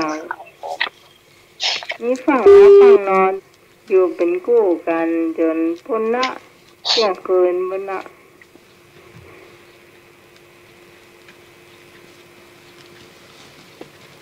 สายว่างแล้วนะเจ้าคุณผู้ฟังตอบมาได้เลยวันนี้แม่ดอกตะล่อมหายไปไหนเนี่ยแม่แดง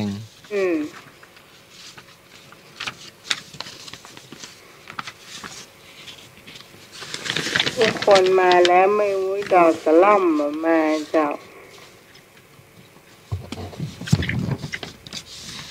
สบายก็แต่เจ้าคนพยายามโทรหาน้องใหม่2-3 รอบแล้วกันพอดี เปิดโทรศัพท์มาพ่อก็โทรมาแม่ก็รับเจ้าก็ได้อุปกรณ์กรรมเดียวน้องหมายกอไก่เจ้า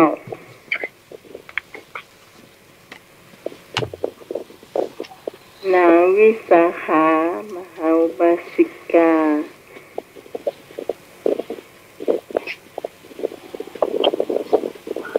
ท่านสมาข้อไหนนางวิสาขาเจ้าขอไก่เนาะเจ้าหมดแล้วครับโอ้ขอไก่หมดเลยท่านก่อนโอ้มาแล้วเฉลยได้เลยเนาะกอไก่เนาะเจ้าครับเฉลยได้เลยนะครับคือกอไก่นะครับนางวิสาขาเนาะมหาอุบาสิกาได้รับยกย่องให้เป็นมหาอุบาสิกานะครับเวลาจะไปตามในอย่างนี้เปิ่นจะไปมีอนาถาปิณฑิกะมหาอันนั้นเป็นมหาอุบาสกเนาะแล้วก็วิสาขานี่ก็เป็นมหาอุบาสิกาครับอยากได้ยินนี้ตลอดนะครับสองท่านนี้ได้ยินตลอดสุชาดานี่ก็เดี๋ยวขออนุญาตอันนี้เป็นความรู้เพิ่มนึงนะสุชาดานี่ก็มีเหมือนกันที่ไปถวายเข้ามาทุกปายานะครับ ถ้าบ่มีท่านนี้ก็คงพระพุทธเจ้าก็คงบ่ได้ตรัสรู้เหมือนกันเนาะอันนี้สุชาดานะครับเลยนะครับ วันนี้ก็ขอบคุณมากครับสำหรับการถามตอบปัญหากันทางอากาศนะครับต่อไปเขาจะเป็นช่วงอย่างอ่อนแล้วนะเจ้าเราเจียเหรอเราเจียมีกล่องมีว่ะพี่มีนะเจ้าพอมีอยู่เราเจียไปทั้งบ้านท่านบ้านมีเราเจียก่อนไอ้พี่เจียมันเล่าสักหน่อยผมเมาไข้หัวเกียไอละพวกเจ็บคอได้หนึ่งก็เล่าไปเลยเจ้าไม่เพื่อเสียเวลาเนาะเจ้าเอาเพื่อนทานข้าวด้วยกันเนาะแล้วเพื่อนอีกท่านหนึ่งก็บอกว่าทานข้าวเคี้ยวข้าวให้แหลกๆเคี้ยวอาหารให้แหลกๆให้ละเอียดเดี๋ยวจะได้อายุยืนจบ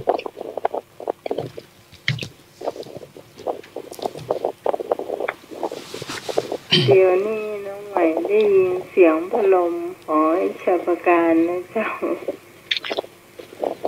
เอามาทางโทรศัพท์พัดลมก้านร้อนก้านเอา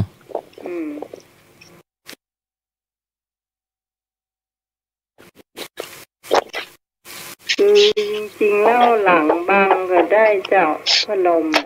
หลังเจ้ามันก็เสียงก็จะหายไปเนาะจบไปหนึ่งเรื่องนะเราเจียนะเพื่อนบอกเพื่อนทานข้าวให้เคี้ยวข้าวเคี้ยวอาหารให้ละเอียดเราจะได้อายุยืนน่าจะมีส่วนเนาะเพราะมันกระเพาะจะได้ย่อยง่ายอะไรเนาะเรื่องบอกก็เราบอกควรกินอย่างมุมมามเนี่ย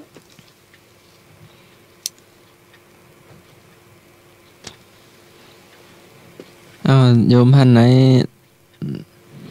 แม่ทางหลายมีแจ้ก็มาอุกกันได้เนอะ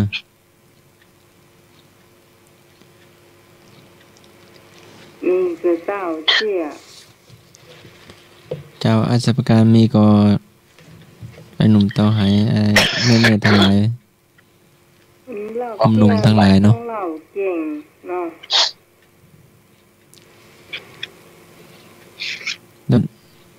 มันซาแล้วเนาะเดี๋ยวท่านกอบคงมาเนาะท่านพระสมพรก็เตรียมสอบอยู่เนาะท่านสมพร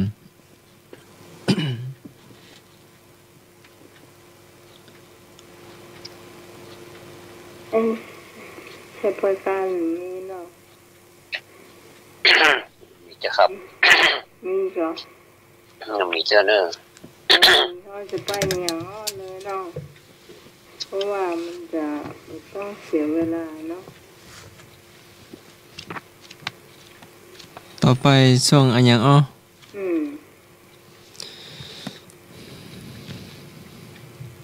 สี่ตีนเดินมาบนหลังคากระเบื้องวันศุกร์วันนั้นน้องเหนือตอบเผาได้เนอะจะบอกก่อนรอน5-6 ขวบนะคนอื่นตอบได้น้องเหนือตอบได้สี่ตีนเดินมาบนหลังคากระเบื้อง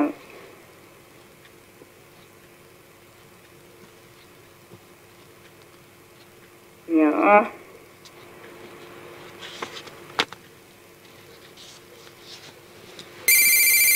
มาแล้วโอ้รับสายที่มาก่อนเนาะฮัลโหลไหมเจ้าแมวเจ้าเดี๋ยวเฉลยเดี๋ยวรอก่อนเนาะเจ้ารอสายอื่นว่าแมวเนอะเจ้าสายนี้ว่าได้เจ้าน้องไหมเจ้าเต่าแม่นวลเจ้าแม่นวลว่าเต่าเนาะต่อไปแม่หยังกระเบื้องตาจระเข้ครับผมกระเบื้องตาจระเข้ครับผมนี่หนุ่มดอยสะเก็ดหรือว่าหนุ่มไม่ใช่เด็กชายหมื่นกระเบื้องตาจระเข้มี4 ขาครับกระเบื้องตราจระเข้ครับบนหลังคาเนาะสี่ตีนเดินมาบนหลังคากระเบื้องถ้าสมัครตอบว่ากบ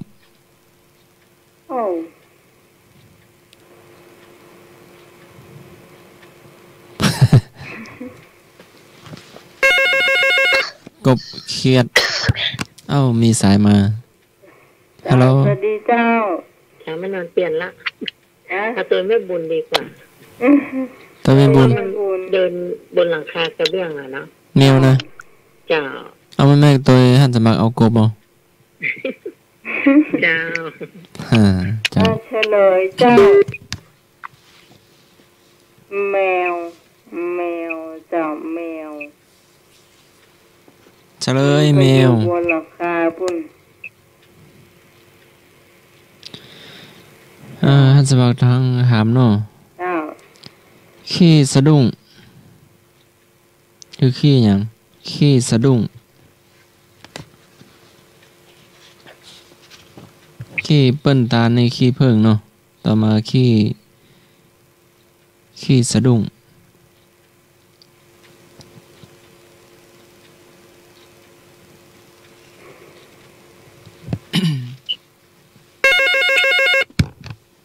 ฮัลโหลขี้สะดุ้งกับขี้ตกใจเหรอขี้ตกใจเจ้าหายหนึ่งเนาะสวัสดีเจ้าขี้สะดุ้งนี่อย่างไรลักษณะแบบไหนท่านสมัครขี้สะดุ้งมันจะเป็นขี้ของสัตว์ที่อยู่ในป่านั่นน่ะขี้สัตว์แท้ๆนี่จ้ะเจ้าสัตว์ใหญ่สัตว์น้อยตัวใหญ่อยู่ตัวใหญ่จ้างได้ขี้จ้างตัวใหญ่ไปมันจะตัวคล้ายตัวคล้ายกวางนั่นน่ะเดี๋ยวให้โยมทางบ้านฮัลโหลเจ้าขี้สะดุ้งก็คือขี้ฟานโอ้เก่งได้ละพี่สาวต้องเปล่าก่อนเจ้าต้องเปล่าถูกคนละเจ้า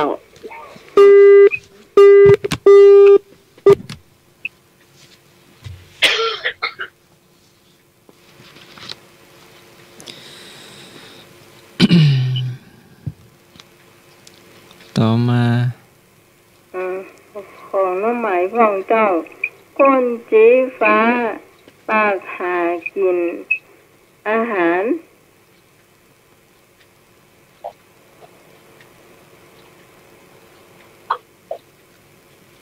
อันอย่างก็ก้นชี้ฟ้าปากหากินอาหาร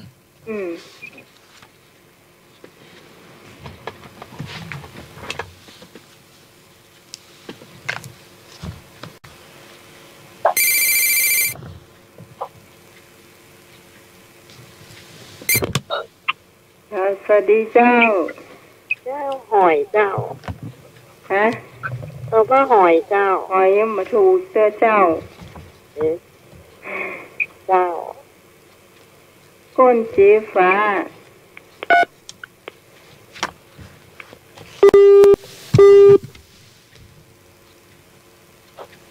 ถ้าเป็นหอยนี่ก้นจีฟ้าน่าฉลาดจริงเนาะสวัสดีเจ้า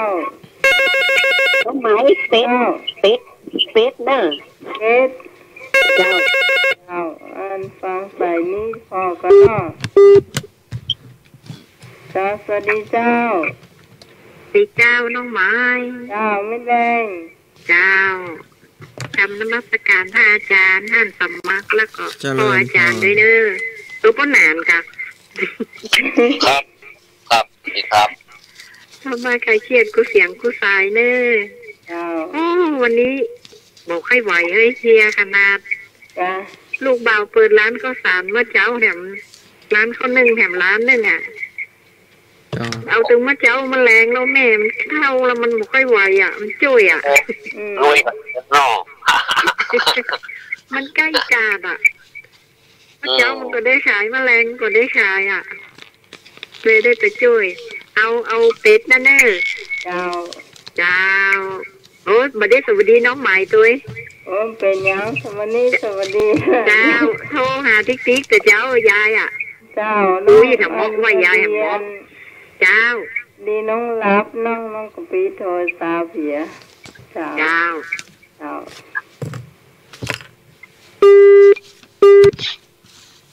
ถูกต้องแล้วเจ้าเป็ดเจ้า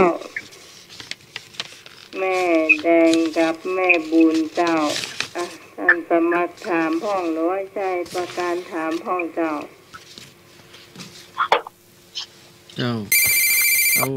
มาช่วยกันถามฮัลโหลสวัสดีเจ้าน้องไหมเจ้าขอถามสักข้อเก้าเล่นตีปลายมันตีโยงอย่างเก้าเล่นตีปลายมันตีโยงอย่างเก้าเล่นตีปลายมันตีโยงปลายมันจำก็เคยถามแล้วกันละปลายมันเนี่ยก็ปลายมันเนี่ยก็ปลายมันตีโยงปลายมันตียังกะปลายมันตียังกะปลายมันตีโยงเป่าปีเก้าเล่นปีปลายมันตีโยงเป่าปีให้ควายฟังจ้องแม่จ้องเลยละเจ้าสวัสดีเจ้าดีแม่เจ้าไอ้หนุ่มทหารมีก็ทุกท่านเลยเนอะถ้ามีเนาะหนุ่มต้องให้นั่นตลกดีเนาะสวัสดีเจ้าน้องไม้ไม่นวลต้นอ้อยแม่ก็หาจับ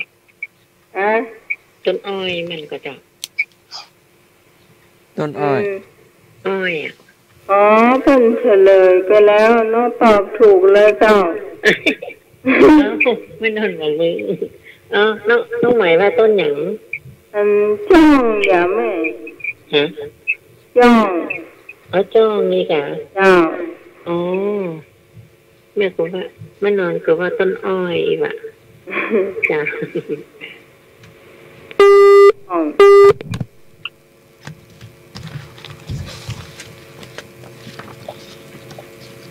ใครจะถามต่อไปเชิญเจ้าคุณผู้ฟังสายว่างอยู่053206052010462เจ้าสวัสดีครับเจ้าขอทำมาห้อนครับ12ยองบนพระเอกเนี่ยครับ12ยองบนพระเอกเป็นของใจครับของใจประจำวัน12ยองบน12ยองบนพระเอกเป็นของใจของไทยครับของใจประจำวันสมัยโบราณหรือว่าสมัยใหม่นี่ปัจจุบันนะก็ต้องใช้ปัจจุบันถึงวันนี่ก็ใจโทรศัพท์มาแจ้เธอหลอดวะอีพายุมาแจ้ครับ12ยองบนสะเอ็ดคือหลังคามาแจ้ครับมุ้งมันเป็นน้ำมาทำหมอนมาแจ้มันมีตัวโจรหิ้งพระไว้พระเจ้าเป็นนามธรรมครับมันจับบ่ได้เนาะจับได้อยู่ไอ้เจ้าจับได้อยู่ได้อยู่แมวบนหลังคาจองบนเสอ็ดก็คนอยู่วัดก็ใจประจำใช่ตอนไหนตอนนอนกราบไหว้พระเจ้าใจนั่งสมาธิมาใจมีโยมทางบ้านมาช่วยตอบน้องเจ้าตะลีกับหมอนน้องไหมฮะตะลีกับหมอนตะลีเก้าคุณแม่12นอนนี่12หมอนคุณแม่ตะลีเก้าคุณพ่อพระเอกอยู่วัดงูหมอนงูแก่นวัดพอดแก่นหมอ6 2ก็12ตะกี้ก็ตอบไปแล้วเหรอพอได้อยู่เนาะครับหมอนกับอย่างก็หมอนกับสลีครับก็ได้สลีเก้าคุณพ่อพระสาเอกเจ้าเอ็ดคุณพ่อสาเอกคุณพ่อ12คุณแม่คุณแม่กับ12คุณแม่21คุณพ่อ21คุณพ่อ12จองบน21ล่ะ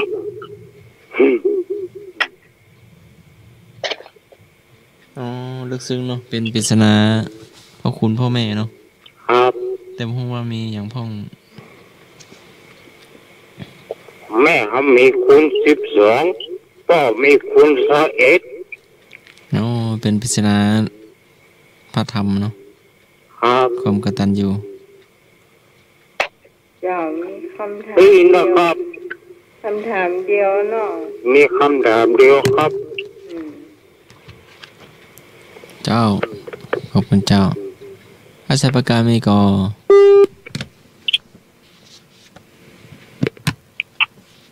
อาหารสมัครก็ได้เนาะหรือว่าอาศัยประการมีสี่ขาตามนคนกินมันบ่กินคนกลัวมันบ่กลัวคนอย่างสี่ขาตามนคนกินมันบ่กินคนกลัวมันบ่กลัวคนอย่าง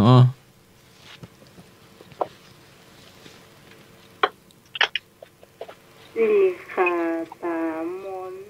ามนคน มันเจ้า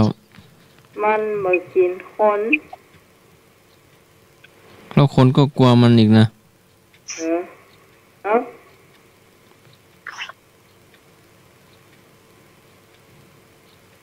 แล้วมันยังกินมันได้ก็น่ะมันก็บอกกลัวเราอีกนะเพราะคนยังกินมันได้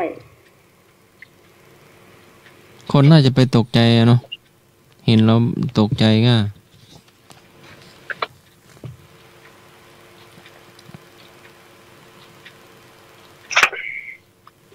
มันจะอยู่ในป่าในเนี่ยถ้ามีที่ไหนมีน้ำมีห้วยมีหนองก็ชอบอยู่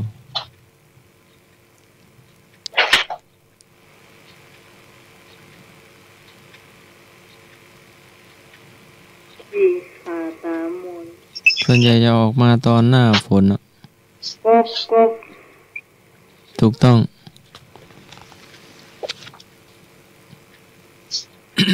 ข้าวโรคเนาะแค่เดินทุกเดินนี่มันเดิน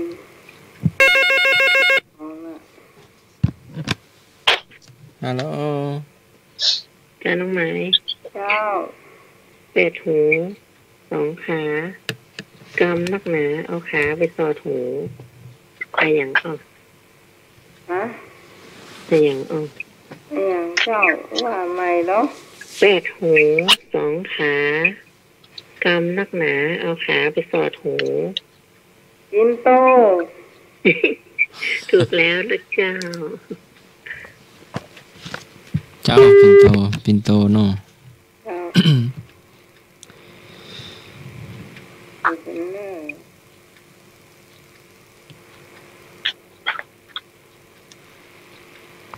แม่นวลถามเดี๋ยวก่อนเราก็จะถามพ่อง4 หู4 ขา4 หู4 ขาแล้วนะแล้วก็4 หู2 ก้องอย่างน่าจะได้นะ4 หู4 ขา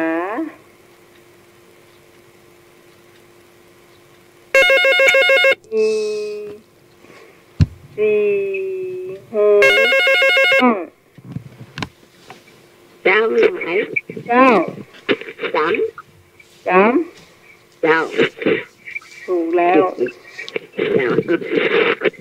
นี่บอกค่อนข้างละเอียดมากเกิดมามีหางบ่มีขายายมาบ่มีขาบ่มีหางเจ้าเกิดมามีหางบ่มีขาโอ้สวัสดีเจ้าน้องไม้เจ้าอีหัวแล้วมันเป็นกบแม่นก็เจ้าแล้วโอ้ตอบยี่หมวนดีแต่เลยตอบยี่เขาจะเอายังมาถามล่ำเหลือนี่ดำเหมือนกาบินมาเหมือนนกมีหนามที่อกร้องเรียกว่านกอะไรอย่างดำเหมือนกาบินมาเหมือนนกมีหนามที่อกร้องเรียกว่าอะไรอย่างเรียกว่านกอะไรอย่าง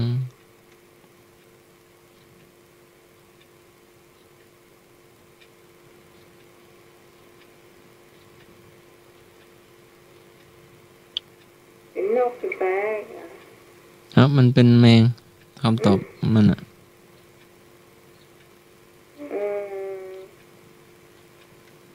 มันแมงมันจะอยู่ในเนี่ยต้นไม้อ่ะ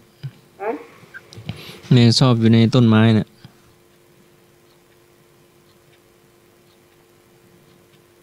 ชอบอยู่ในต้นไม้ไม่รู้เหมือนกันนะมันเป็นคำตอบแบบเมืองอ่ะตักกะเตน นก่อนตะกะแตนน้องว่าแม่เนียงนะแม่แม่แล้วแมงเนียงด้วงปีกแข็งแมงเนียงที่มันมีอันแมงเนียงมันอยู่ในน้ำอยู่ในน้ำอ่ะบ่ฮู้นะอันสมาก็บ่เคยเห็นโอ๊กมันที่มันตัวดำๆอ่ะก็ได้บ่ฮู้ว่าอยู่ที่ไหนเลื่อมๆเนาะเจ้าท่านสมาก็บ่เคยเห็นน้ำแต่ก็เพิ่งเคยได้ยินเจ้าเจ้าผู้ถามก็ไม่เคยเห็นไม่เคยเห็นบ่เคยได้ยินแต่ไม่เคยเห็นอยู่แต่ว่ามันให้ไม่ดีนี่หักมันยากเนอะท้อเขียวเหมือนพระอินทร์บินเหมือนนกสอนปักอกจะว่านกกระบอกใจ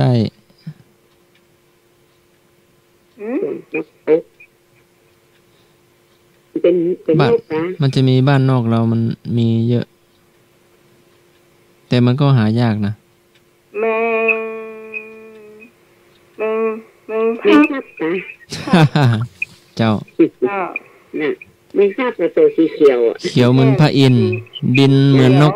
สอนปักอกหัวมันบ่ปอใหญ่ตัวบ่ใหญ่นะหัวไม่มือนี่นะแต่ตอนเป็นเด็กก็เห็นแล้วก็ดีใจนะงามเจ้ามันเขียวเนาะเขียวงาม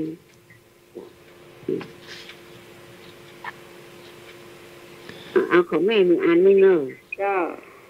นี่กินนี่น้อยเองก็นี่กินนี่น้อยกินนี่น้อยเจ้าข้าวเหนียวข้าวใช่กองข้าวน้อยใช่ยิ่งกินยิ่งน้อยมันเป็นของใจนะอันยิ่งกินยิ่งน้อยของใจแบบไหนกินน้ำอุ่นกับมะนาวก็เกี่ยวกันเหมือนกันนะยิ่งกินยิ่งน้อยกินยิ่งนี่มันยื่นไปตีๆอ่ะมันกินได้ก่อนหรือเป็นของใจกินมาได้เป็นของใจใช้ตอนเช้าหรือใช้ตอนไหนก็ได้ตอนไหนก็ได้เจ้าโทรศัพท์ก็จะเป็นน้ำฮ้อนไม่ใช่เจ้าเกิบเกี่ยวกับไอ้ยากินไหมเนาะเขียงถูกแล้วเขียงเจ้ามันก็อาจารย์ไปมันก็หุ่มไปหิ้มไปกินไปเรื่อยเนาะเจ้าดีละสักคำถามเนาะอาจารย์การอย่างว่าถามเลยวันนี้ไม่มีก็แต่อาจารย์การก็ฟังอยู่นะก็แก๊กๆอยู่พักกันเนาะถ้าสมัครถามต่อกัน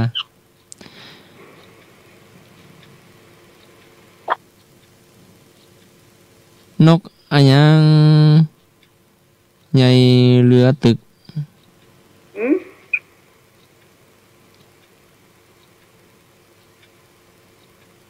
นกบ่ยังใหญ่เหลือตึกยังนกยังนกบ่ยังใหญ่เหลือตึกใหญ่กว่าตึกอะตัวใหญ่แต่ตัวใหญ่ว่าเนาะ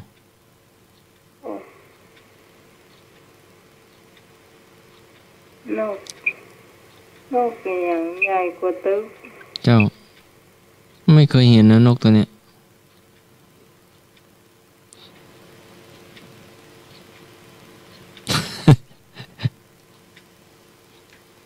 นกกระยังใหญ่กว่าตึกเอาใบให้ก็ได้ชื่อมันใหญ่ชื่อมันเท่าภูเขาเนอะแต่ตัวมัน ไม่ใหญ่นกเขา เจ้าได้ต้นใบเนาะ ใบทำไมตอบได้ปุ๊บเลย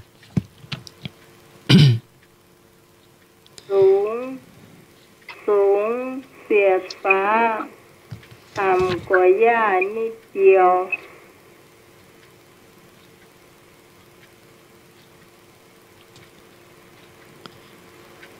สูงเทียมฟ้าต่ำกว่าหญ้านิดเดียวมาแล้วสวัสดีเจ้าน้องไม้เจ้า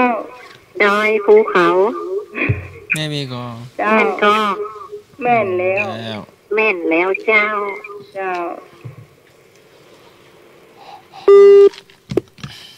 เล่นแบบง่ายๆ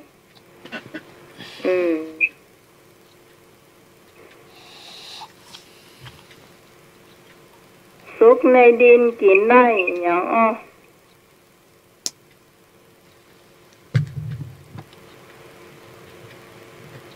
ซุกในดินกินได้อะไรเอ่ย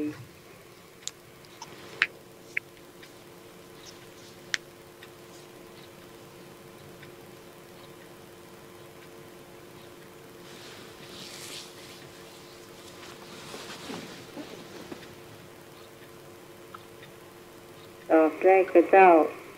หมกมะขามหมกแกนมะขาม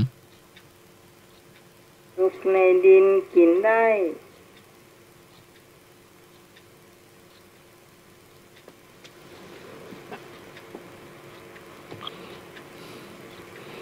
สุกในดินกินได้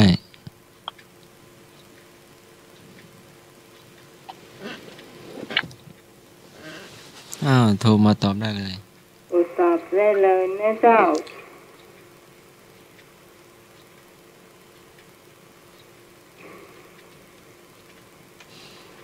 ใบก็ได้ฮอใส่แกงเจ้า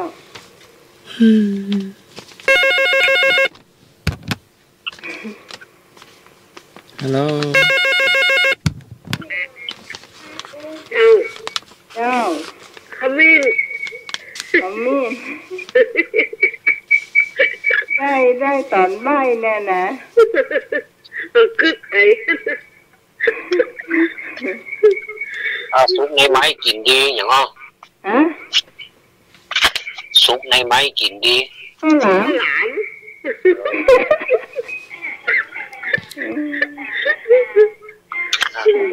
เข้าใจถามแกงใส่นั่นน่ะไม้อ่ะหม้อแกงสมัยก่อนช่วยกันตอบนี่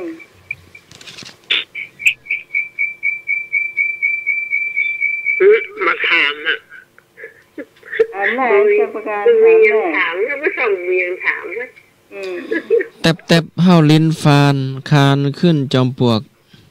ฮะแตบเต้าลิ้นฟานแป๊บเท่าลิ้นฟานไม้ขึ้นลิ้นเจ้าไม้ที่ต้นตัดผมอ่ะอันอย่างก้นหอมอย่างอ่ะเป็นปักผมบัตเตอเลียนตัดผมอ่ะเจ้าไม่ใช่เป็นปักผมอ่ะไม่เป็นละกาเนาะเจ้ายังไม่ใช่ใช่เต้มันจะสมัยโบราณนู่นน่ะมียับมันสมัยใหม่แล้วมียับใช้ไฟฟ้าแล้วมียับครับกันไกลอ่ะใกล้เข้าไปแล้วโอ้แต่ยังห่างอยู่นะแต่มันใหญ่ไปมียับอ่ะมียับตลกดีครับเจ้ามีดโกนมากกว่าครับ 100%ถูกต้องมีดโกนครับผมเคยอยู่วัดโกนหัวลูกเจ้าครับเจ้า เก่งโอ้เจ้าช่วยกันช่วยกันถามช่วยกันตอบถามสักคำถามสุดท้ายเอามา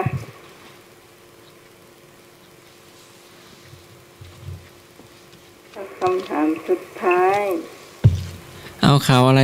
ดังที่สุดตอนนี้ข่าวอย่างดังที่สุดเจ้าทีมหมูป่าไปแอวต่างประเทศดังที่สุดอันอยู่ในวัดนี่แหละไฟหินก็มีก็ตอนเช้าต้องมาละฮัลโหลข้างปีตีละครั้งอ่ะปีละครั้งปีครั้งเฮาวัดโน่ปีละครั้งปีละไปอยู่อย่างกันไปสร้างคอนโดอยู่ใกล้วัดหรอวัดมาก่อนที่บ้านมาก่อนเหรอมันปลุกทำวัดโน่ทำวัดแล้วก็ปลุกศรัทธานึ่งเข้าเป่าไฟเนาะทำบุญตักบาตรสมัยก่อนมันก็โลกมันก็เปลี่ยนไปเนาะแต่ต้องมาถูกอยู่ดีไปเถียงไปเนี่ยก็ปลุกศรัทธาเนาะปลุกศรัทธาแล้วก็ตื่นเช้าเนาะแล้วก็พระสงฆ์ก็ทำกิจวัตรไหว้พระเข้าเฝ้าพระพุทธองค์ทำวัดสวดมนต์ปฏิบัติธรรมแล้วก็บิณฑบาตเนาะแต่อันช่วงเข้าพรรษาจะมีกองโดยของโดยมีเนี่ยของอ่ะต้องตีเหรอตีสี่ก็ว่าสมเด็จได้น้อยจะตีละได้ยินละเนี่ยขนาดอยู่เพนะยังได้ยินนะเว้อเป็นตื่นเช้าเหมือนกันเนาะทำวัดก็น่าจะดีใจอยู่ต่อไปว่าเป็นอย่างเจ้าต่อช่วงต่อไปแล้วเนาะช่วงทายปัญหาเพลงบ่าวชาวประการจะอยู่ตัวก็ได้เนาะเพื่อเฉลยปัญหาเพลงนะเก่งนะมาอีกสายหนึ่งขออนุญาตนะครับอาชาวประการจะพักแล้วเนาะขออนุญาตนะครับสวัสดีเจ้าขอบใจถามก็พอเหรอเจ้าว่าใดดอกตังบนหนุ่ยตังหลุ่มอย่างอ่ะดอกตังบน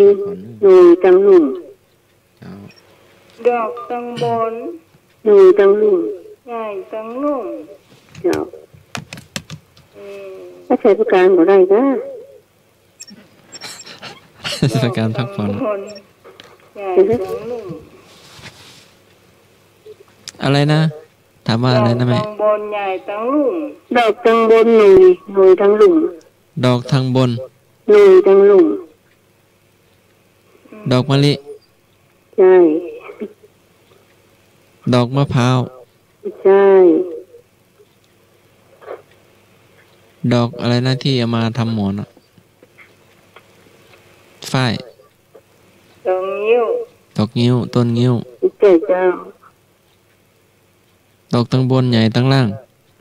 ดอกตังบนหนุ่ยตังลุ่มฟักมนเจ้าอันหมากขนุนเจ้าอย่างนะกินได้ก็กินได้เจ้าเป็นว่าต้มอยู่นะทุเรียนโอ้ยมันอะเอามาต้มมาโอ้ยมันว่าต้มอยู่นะอันเป็นเอาปลูกกันต้มอ่ะมะตูมเดี๋ยวก่อนเดี๋ยวก็มันแก้วมันลินไม้มันแก้วเจ้ามะพร้าวมะม่วงมะขามมันแก้วกับปะจ้อยกะมันแก้วกับปะจ้อยกล้วยใต้ฟักมนเจ้ามา ให้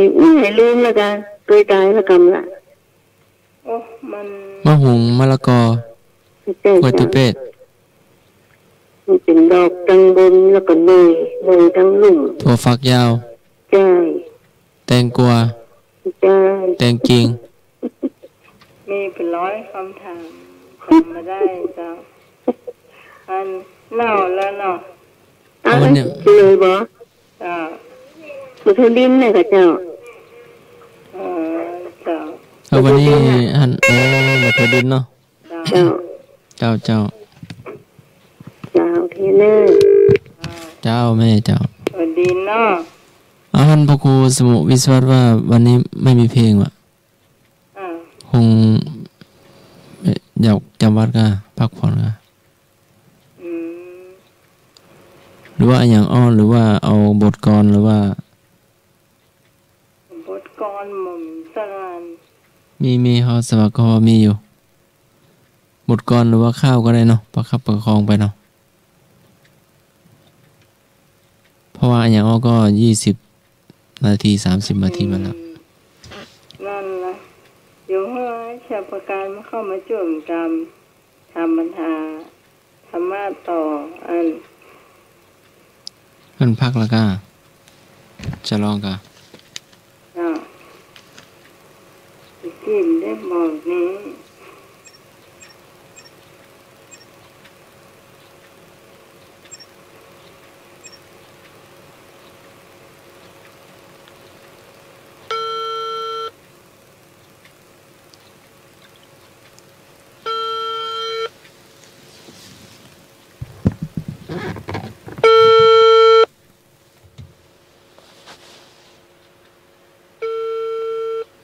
พักผ่อนเลยนะ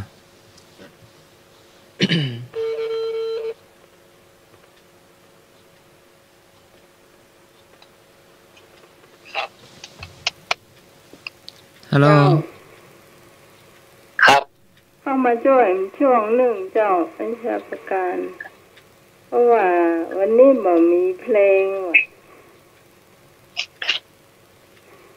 เอาก็คงจะเอา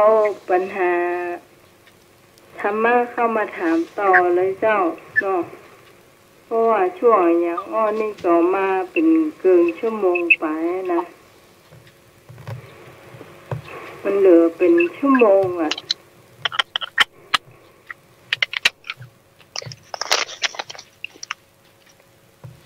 เอาอย่างเอาธรรมะแล้วก็กับปัญหาไปเลย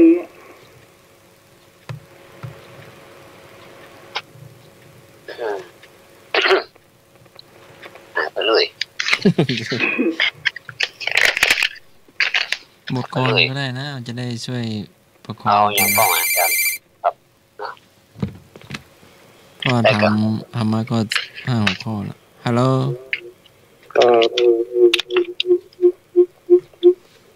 เจ้าว่าได้เจ้าปัญหาค้าใจที่ปัญหาเป็นเจ้าครับผม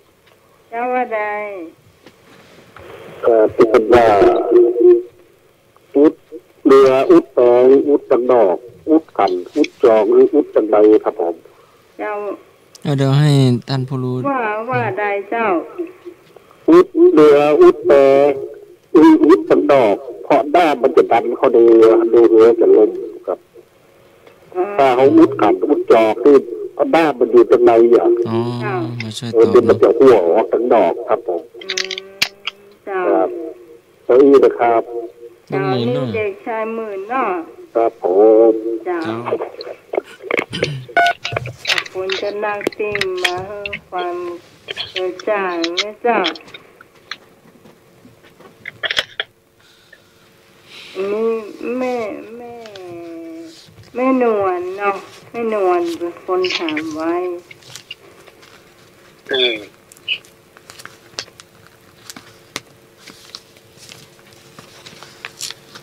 อายุอย่างไรครับเจอเลยเจ้าเพื่อไม่ให้เสียเวลาเนาะที่พระอาจารย์ตุ้มได้บอกล่วงหน้า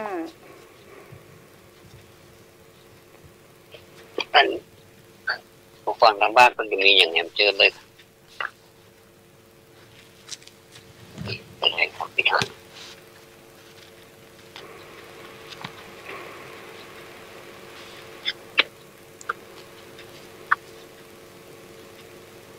็เอาปัญหาตามกันนะครับเนาะปัญหาถามว่าวันเพ็ญขึ้น15 ค่ำเดือน 8ตรงกับวันอะไรวันเพ็ญขึ้น15 ค่ำเดือน 8ตรงกับวันอะไรเสียงบ่ค่อยดีอ่ะขึ้นบ่ค่อยดีก่อน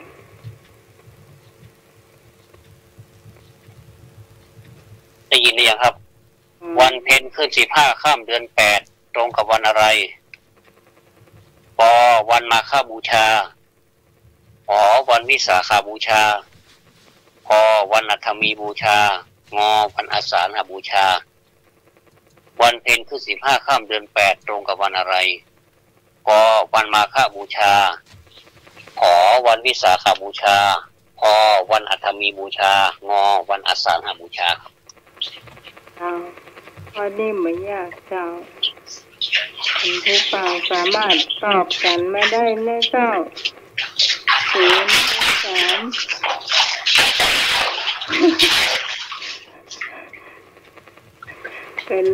ไปอาบน้ำหรือว่าจะ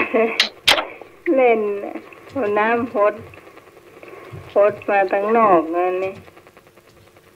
อย่าอาบน้ำเลยไม่อาบเกลือมันเป็นอย่างนี้ไปอาบก็ได้คำถามเป็นความรู้สำหรับเจ้าพุทธคุณผู้ฟังสามารถตอบได้ในเจ้า053226058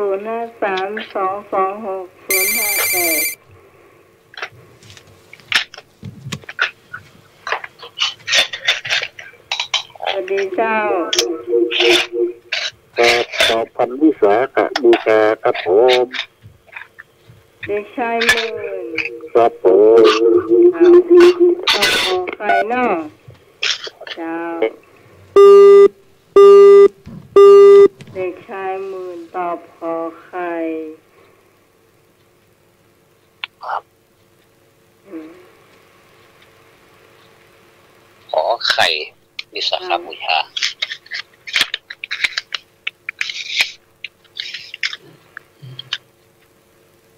ผู้ฟังสามารถตอบเข้ามาได้นะเจ้าเพื่อจะให้ความรู้แลกเปลี่ยนกันตอบมาได้เลยเจ้า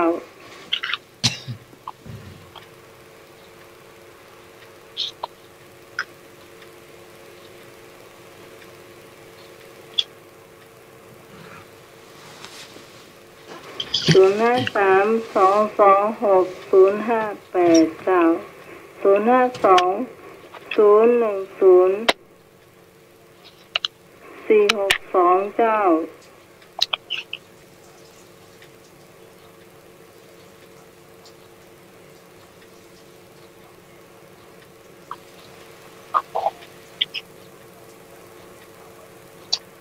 ฮัลโหลว่าอย่างไรครับ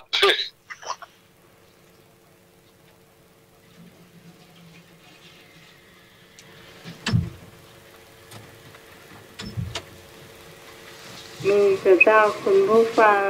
ที่จะตอบปัญหาข้อนี้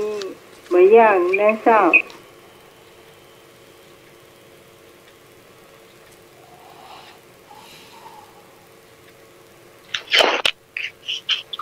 ท่านสามารถตอบข้อไหน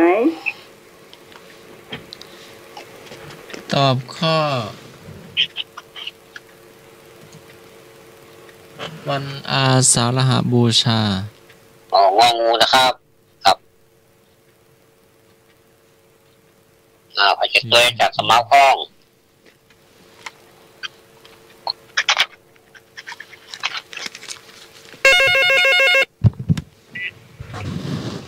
เจ้า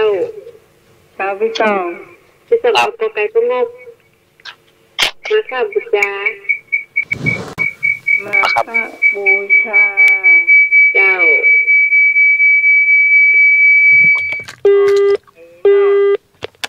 เจ้าตะกี้ไม่บุญยะพี่ต้องพี่ต้องพี่ต้องสุมาเด้อหูฝาดแล้วดึงผมนะมาเนอะแม่ธิดาเนอะแม่บัวถาเนอะแม่นวลเนอะเจ้าแม่บุญเนอะเจ้าสวัสดีเจ้าก็เคยท่านสมัครนะครับเคยท่านสมัครไอ้บ่าวดอกแดงไอ้แดงเนาะครับที่ว่าอุ๊ดเรือว่าอย่างนั้นเป็นพิจารณาธรรมเพิ่นน่ะพิจารณาธรรมตัวเป็นหนึ่งเทศแล้วครับจ้าตอบได้เนาะครับเจ้า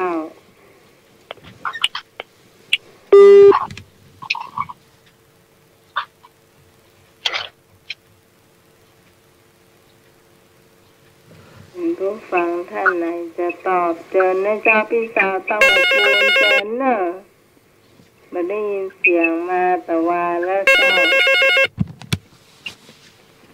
สวัสดีครับไอ้นึกโดยท่านสมัครครับโดยท่านสมัครเนาะ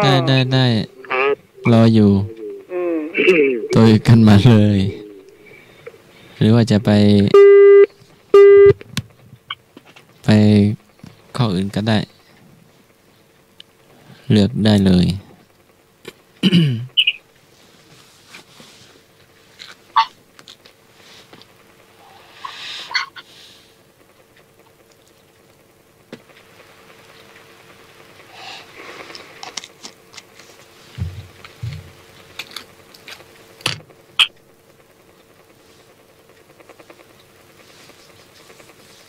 มีแถมพระเจ้าคุณผู้ฟัง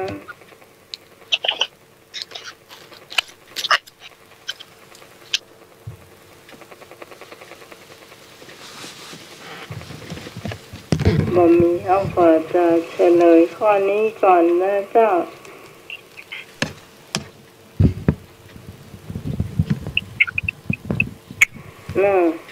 เฉลยเจ้าครับกอไก่ก็มีขอไข่ก็มีงองูก็มีเฉลยงองูนะครับเป็นวันอาสาฬหบูชาวันเข้าวันสามผ่านมาแล้วเนาะครับจะสมัครให้ดอกแดงแล้วก็นึกครับวันอาสาฬบูชานะครับก่อนมาเข้าสาร1 วันครับเอาต่อไปอากาศไม่แน่นอนบางทีก็มืดครึ้มคำว่ามืดครึ้มคำเมืองเรียกว่าอย่างไรอากาศไม่แน่นอนบางทีก็มืดครึ้มคำว่ามืดครึ้มคำเมืองเรียกว่าอย่างไรครับเจอเลยครับ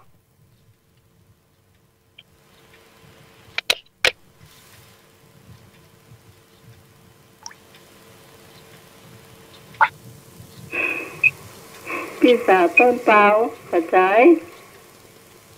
พี่สาวปลาบง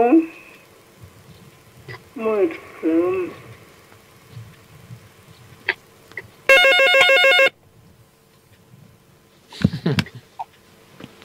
เจ้าหมายเอาบดมืดเนอะบดมืดเจ้า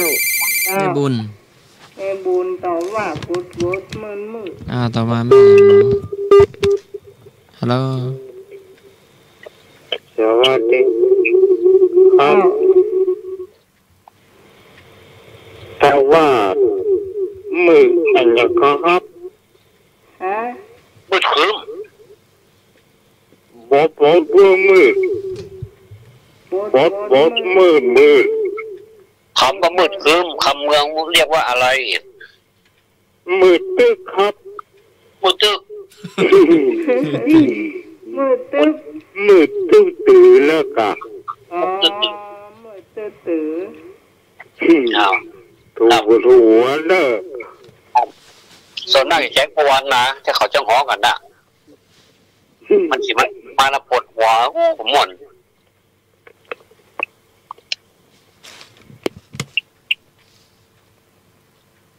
มาไล่เนาะมาไล่เมฆนี่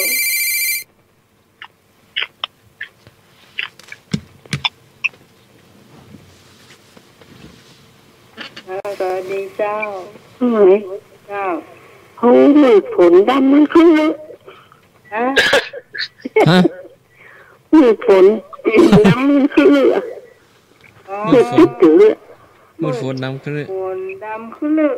ดำมันขึ้นเลยติดโต๊ะละฝนอ่ะดำขี้ขึ้นดำขึ้นเลยดำขึ้นเลยฝนดำก็ลึกเนาะดำขึ้นเลย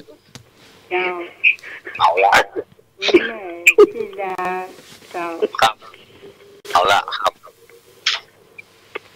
หลากหลายเจ้าท่านสมัครมืดขึ้นมาเห็นแล้วตากผ้าบ่หันแห้งฝนมากใช้เมื่อวันครับไม่ใช่เมื่อคืนไม่เนาะเมื่อวันเนาะครับเมื่อวันกระเด็นเส้นแรกเนี่ยกระเด็นมืดคือผมเมียมันใหญ่นะ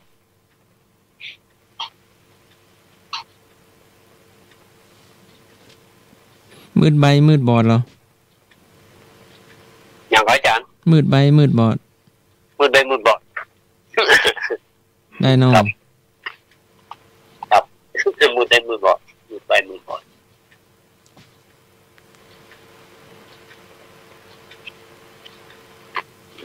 ท่านอื่นแล้วครับเชิญครับหมายว่ามืดแต่มืดว่ามืดฟ้ามัวดินคำเมืองเนาะหมายว่ามืดแต่มืดว่าแต่มืดว่าอาจารย์มืดฟ้ามัวดินเลยค่ะเป็นคำไทยเนาะเอามืดใบมืดบอดเอามืดใบมืดบอดเอาครับเอาท่านอื่นแล้วครับว่าใหญ่ครับมาเลยเจ้ามาเลย05201062053226058โยมไพบุญโทรมาเลยแม่คำน้อยโทรมาเลยหนุ่มสถานีรถไฟโทรมาเลยสวัสดีเจ้าดีเจ้าน้องไม้แม่แดงว่ามืดเยอะมืดป้าพอตะวันก็บอกอันแม่แดงก็ตอบเหมือนน้องไหมนะเจ้าพอตะวันก็ผ่านเนาะเจ้าครับอีกสายมาแล้วสายหนึ่งว่าจะได้เนาะมืดฝนมาแล้วเจ้ามืดฟ้ามืดฝนมาแล้วเจ้าอันนี้พี่สาวเสือสามยอดนอกเจ้ามาแล้วเจ้ามีหลายสายตอบบ่เหมือนกันมืดมืดไม่บูนเนาะมืดตึกไอ้นึกมืดโปดดำคือแม่ธิดามืดใบมืดบอดอาจารย์สมัครมืดแท้มืดป้าพิสมัยมืดแท้มืดว่าพอตะวันพอบหารมืดฟ้ามืดฝนมาแล้วเจ้าเสียสามยอดเนาะจดได้ไหมเนาะมาแล้วมาครับเสร็จแล้วครับครับมืดฟ้ามืดฝนยังก็เจ้าครับยังก็โหเจ๊ครับมืดฟ้ามืดมัวฝนครับผมมืดฟ้ามัวฝน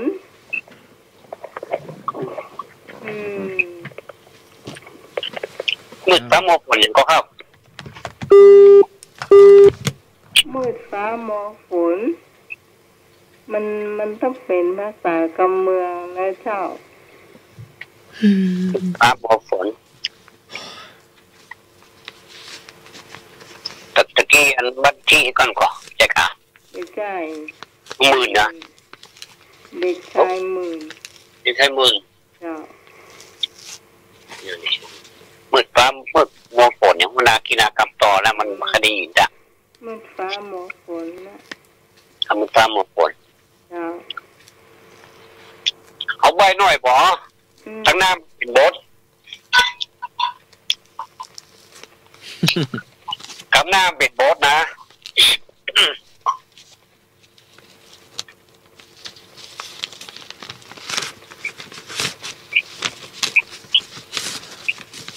อากาศมันค่าใส่อ่ะมันต้องรำคาญเนี่ยอากาศอ่ะบด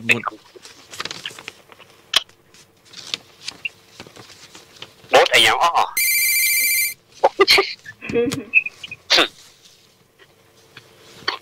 สวัสดีเจ้าบดมืดเจ้าบดมืดครับเจ้านี่จากไหนนี่แจกสัญญาเจ้าสัญญาสัญญาไม้บดมืด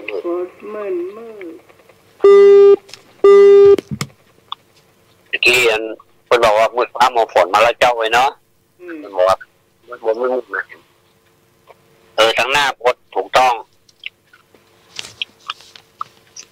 ใบตัว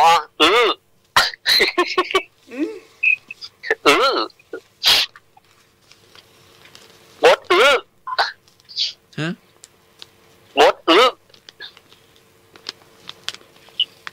หมดอึครับ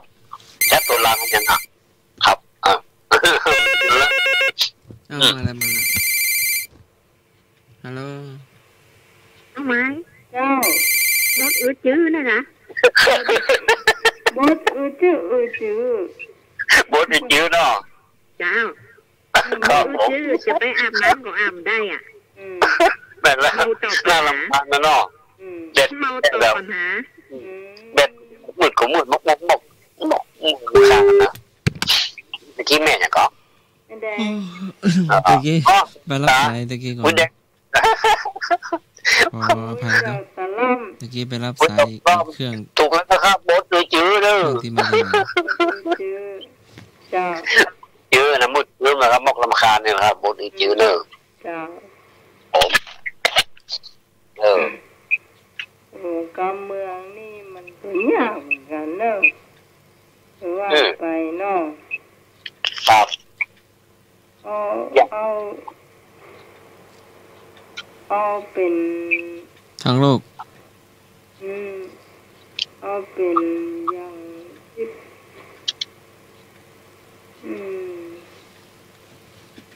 เอาเติมคำอ่ะ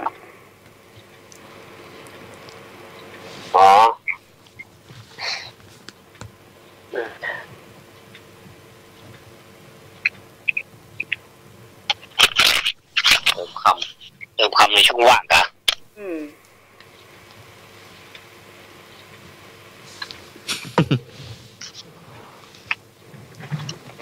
เติมคำในช่องว่างมันมีช่องว่างก็เยอะๆนี่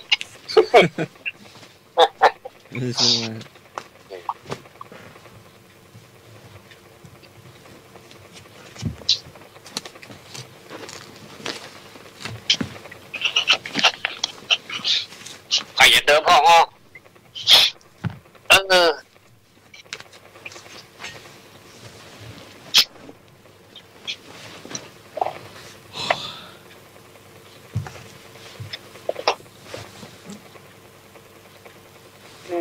ปัญหานี้เป็นเกิด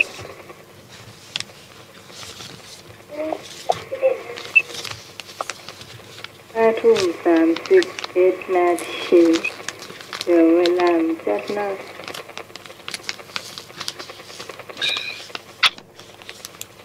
เอาฟังเหงารับกันนะเอาก่อน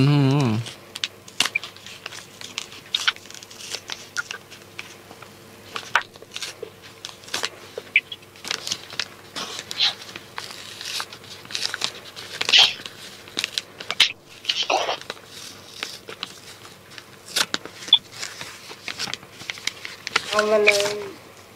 อาจารย์ผู้เชี่ยวชาญโทรมาเลยครับผมถามแล้วเนาะ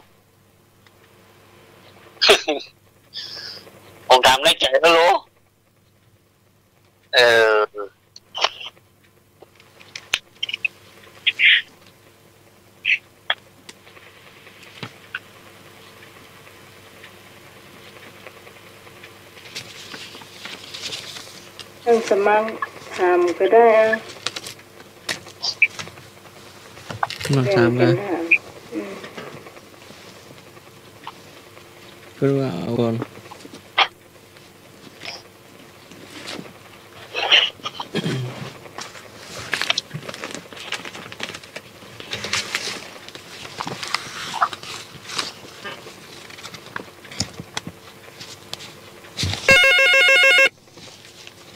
โอ้มาแล้วฮัลโหลฮัลโหลไม่ถามบ่ได้เปลี่ยนกันทำถามช่วยกันเนาะไปการเมื่อตอนดีกว่านอนไปการเมื่อตอนดีกว่านอนจุดนอนต่อไปการเมื่อตอนดีกว่านอนไม่ไงนอนนานเสียงานช่วยกันเติมเนาะไปการเมื่อตอนดีกว่านอน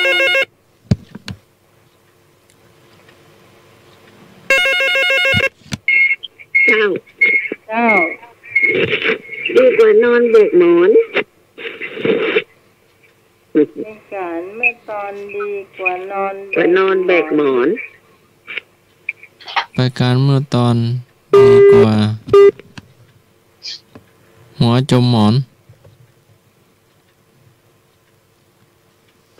จมอยู่นั่นเนาะบลุกสักเตื้อเนาะ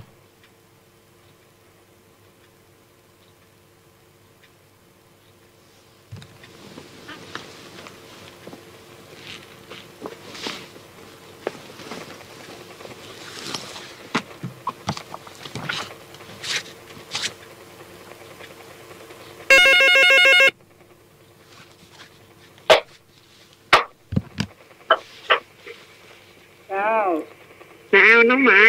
ตอบเลยบ่เดี๋ยวสายนี้เพิ่นว่าได้เดี๋ยวก่อนสวัสดีเจ้าสวัสดีครับดีกว่านอนวันค่ำดีกว่านอนวันค่ำปวดหัวแล้วโอ้ถูกแล้วหวายนึกถูกแล้วอยู่ดีกว่านอนวันค่ำโอ้แม่นว่าถูกแล้วอยู่ไม่แดงว่าแม่นแล้วครับอย่ามาเก่งเนาะว่าลำได้การสักน้อยหน่อย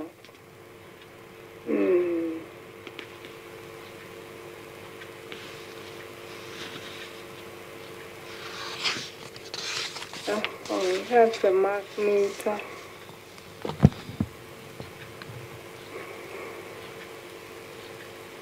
ผู้ใหญ่หาผ้าไหมให้สะใภ้ใส่ของคอใฝ่ใจเอาใส่ห่อมิหลงไหลไขขอดูจะไข่ลงเรือใบ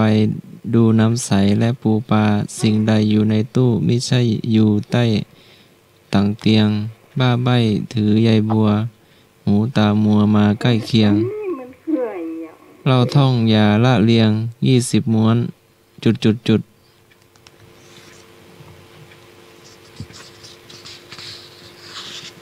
เติมได้เลยเติมคำไว้ด้วยกันมันยาวเกิน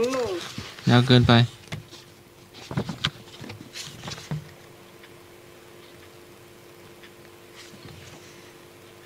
เอาสักน้อยเดียวก็บอกกันได้เด็กฮัลโหลเบาวิดีโอหน่อยเนาะวันจำจงดีครับจงจำดีครับผมโอ้เด็กชายมือตอบได้เนาะ20ม้วนจำจงดีเนาะครับยาว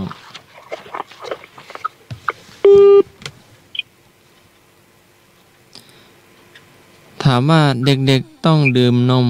จุดเด็กสมัยใหม่นะ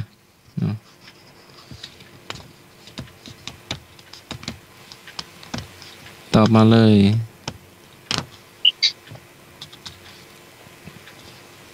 เด็กๆละอ่อนเนาะ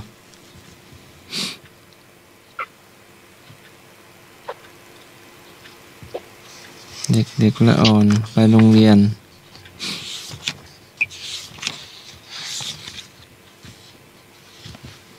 อาสมการตอบได้ก่อน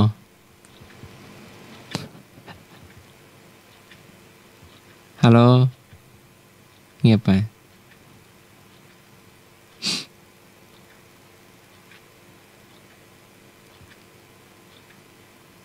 ฮัลโหลโยมอิสมัยตอบหรอเด็กๆต้องดื่มนมจุดทุกวันมันอยู่ในน้ำนมเลยเขาเรียกว่านมเนี่ยที่เด็กละอ่อนดื่มนมโรงเรียนจากเต้าทุกวัน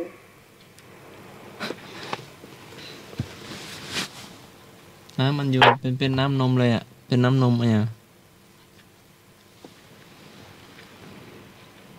นมที่ให้เด็กนักเรียนทานนมโรงเรียนทุกวัน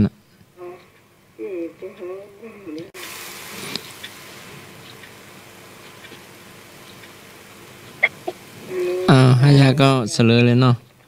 เด็กๆต้องดื่มนมวัวที่สมัยกิน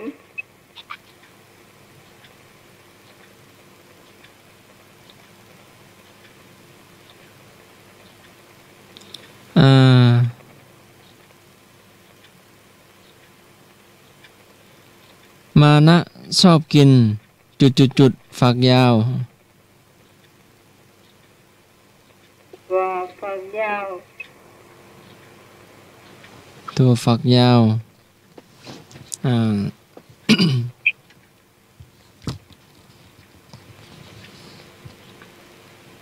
มานะชอบกินจุดฝักยาวอาจารย์การตอบก่อน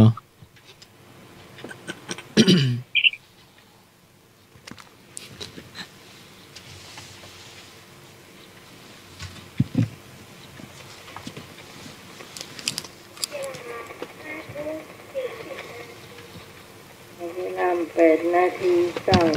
โทรมาตอบได้เลย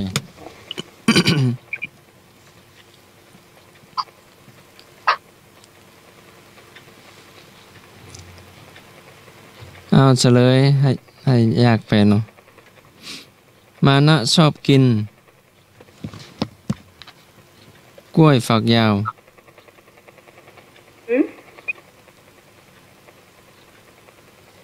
น่าจะเป็นถั่ว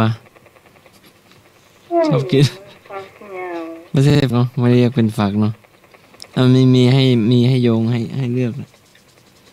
น่าจะเป็นถั่วฝักยาวเนาะเจ้า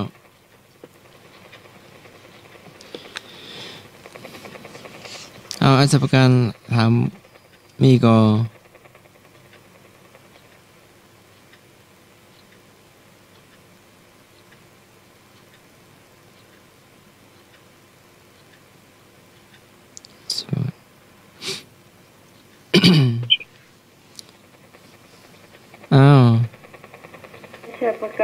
อาจารย์การเงียบไปเนาะโอ้ฮัลโหลทำไมก็นานมาถามอุ้ยถามเนื้อได้เลยถามได้ก็ได้เลยเหลือเวลาถามนักได้ปัญญานั่งหอหน้าได้กล้าอะไรอย่างอ๋อถามนักได้ปัญญานั่งหอหน้าได้กล้าอย่างอ๋อจุดถามนักปัญญานั่งหอหน้าได้กล้า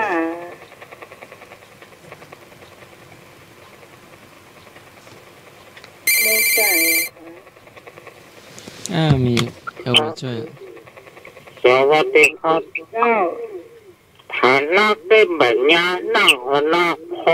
เด็กกับคนนั้นอ๋อ เจ๊กับคนด้านนะครับครับโอ้โหเก่งนะอาจจะถูกละฮัลโหลเก่งมากป้าน้อยอันเจ้าถูกละน้อยแต่เป็นบวชละต่อได้แม่ต่อได้เลย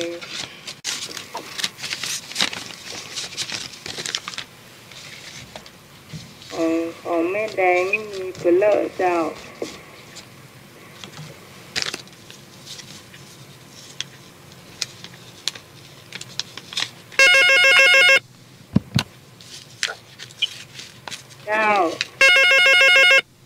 เอานกฟ้าตามเห็นไรก็ได้เลย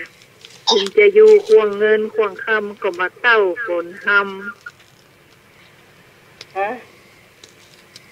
ถึงจะอยู่ควงเงินควงคำก็มาเต้าฝนทำจุด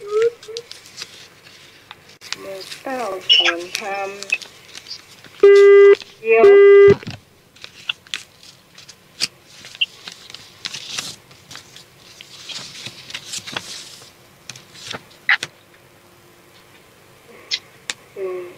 จะอยู่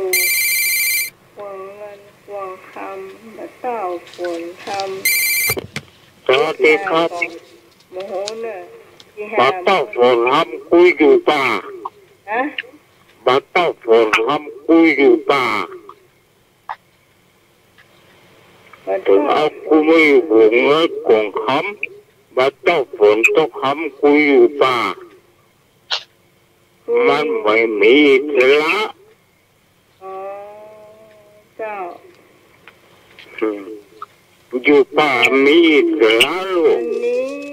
มันจะเปรียบเทียบไปก็หมายถึงนกเนาะนกเอานกมาสิโกงแล้วก็เจ้าครับถูกบนหัวเด้อถ้าจะน่าจะถูกนะหนูแม่แดงมาเฉลยเนาะแม่แดงว่าใด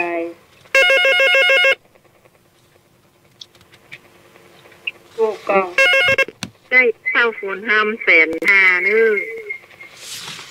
มีเต้าฝนทำ150,000เจ้าทำต่อได้เลยแม่ทำต่อบ่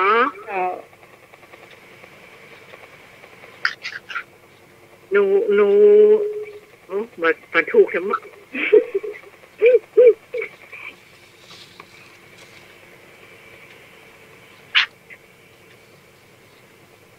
ทานไฟเก่าขี้เต้ายังทานไฟเก่าขี้เต้าเอาล่ะทานไฟเก่าขี้เต้ายังเป็นผู้ฟังท่านไหนตอบได้ตอบมาเนอะ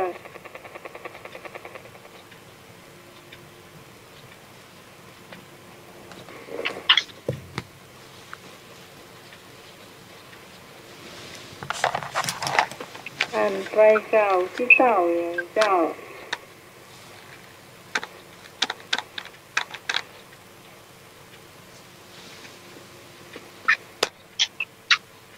สามารถตอบได้นะ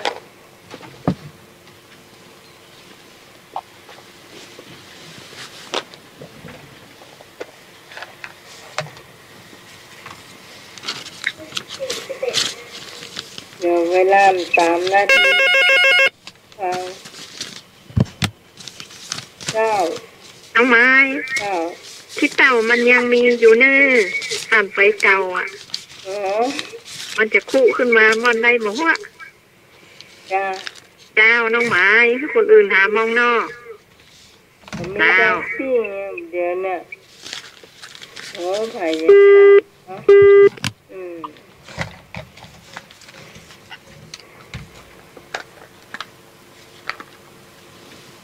คุณผู้ฟังท่านไหนจะถามยังก็ถามได้นะเจ้า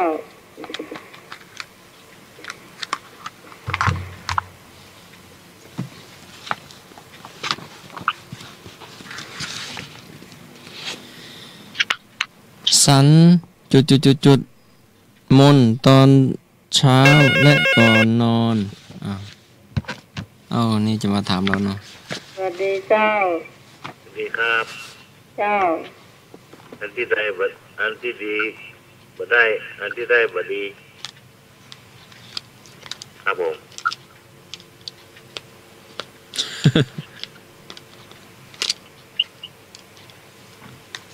ไอ้หนุ่ยเนาะครับผม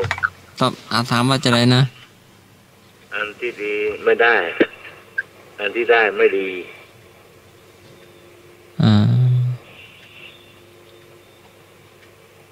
อันนี้ต้องไปถามแม่บุญนะนี่ของแม่บุญนะครับแม่บุญลูกมาโวย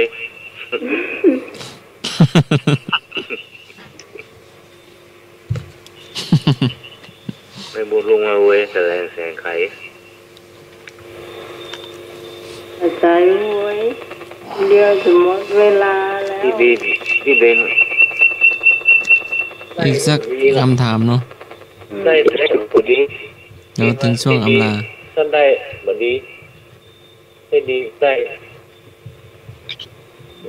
ลย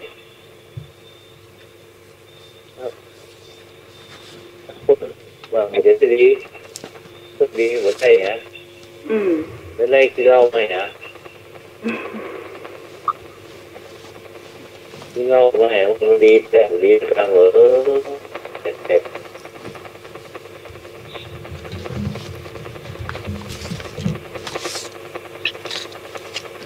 ครับผม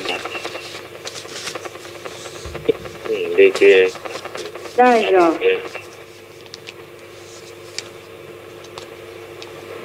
มาได้ค่ะ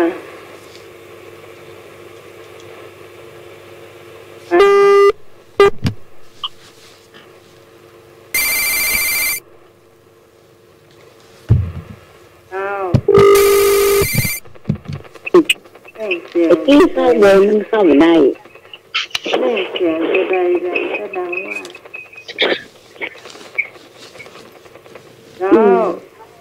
เจ้า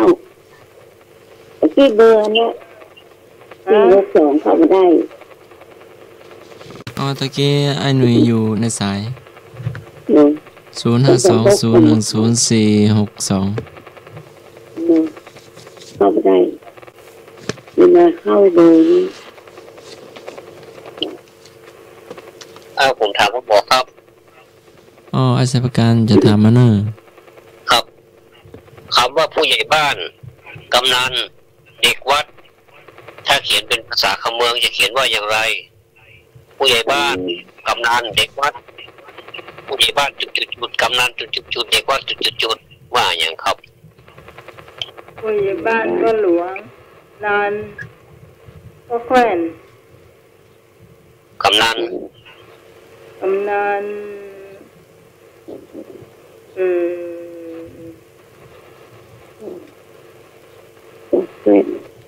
ผู้ใหญ่บ้านนี่พ่อหลวงเหรอพ่อหลวงเนาะพ่อหลวงกำนันหลวงเนาะกำนันร้องเขาท่านใดกำนันเชิญเลยครับมาแล้วอย่างกับน้องไหมเรียกว่ากำนันเรียกว่าเด็กวัดเรียกว่าอุ้ยอันพ่อหลวงนะมาก่อนเจ้าผู้ใหญ่บ้านก็เป็นพ่อหลวงเนาะกำนันต่อมากำนันก็เป็นแขวนเด็กวัดเนาะเด็กวัดก็ขยมโอ้สุดยอดถูกต้องครับเจ้าถูกต้องขอบคุณครับขยมผู้ใหญ่บ้านของพ่อหลวงครับพ่อหลวงก็แขวนนอกจากของพ่อหลวงละพ่อหลวงก็แขวนน้องเนี่ยจะเป็นคนอยู่ใกล้ๆนั่นห้องว่าใหญ่แหมนะไม่หลวงก็ไม่แขวนไม่แขวนเนาะส่วนมากเขาเหมือนได้ยินเขาว่ามันไม่แขวนแต่ส่วนมากว่าไม่คำนันนะส่วนใหญ่อะ แม่แคว้นแม่กำนันมักจะทับศัพท์ครับแล้วก็ไม่หลวงแล้วก็ไม่หลวงขยมก็คือขยมครับครับขยมครับไม่สำคัญนะครับโรตีป่ะครับ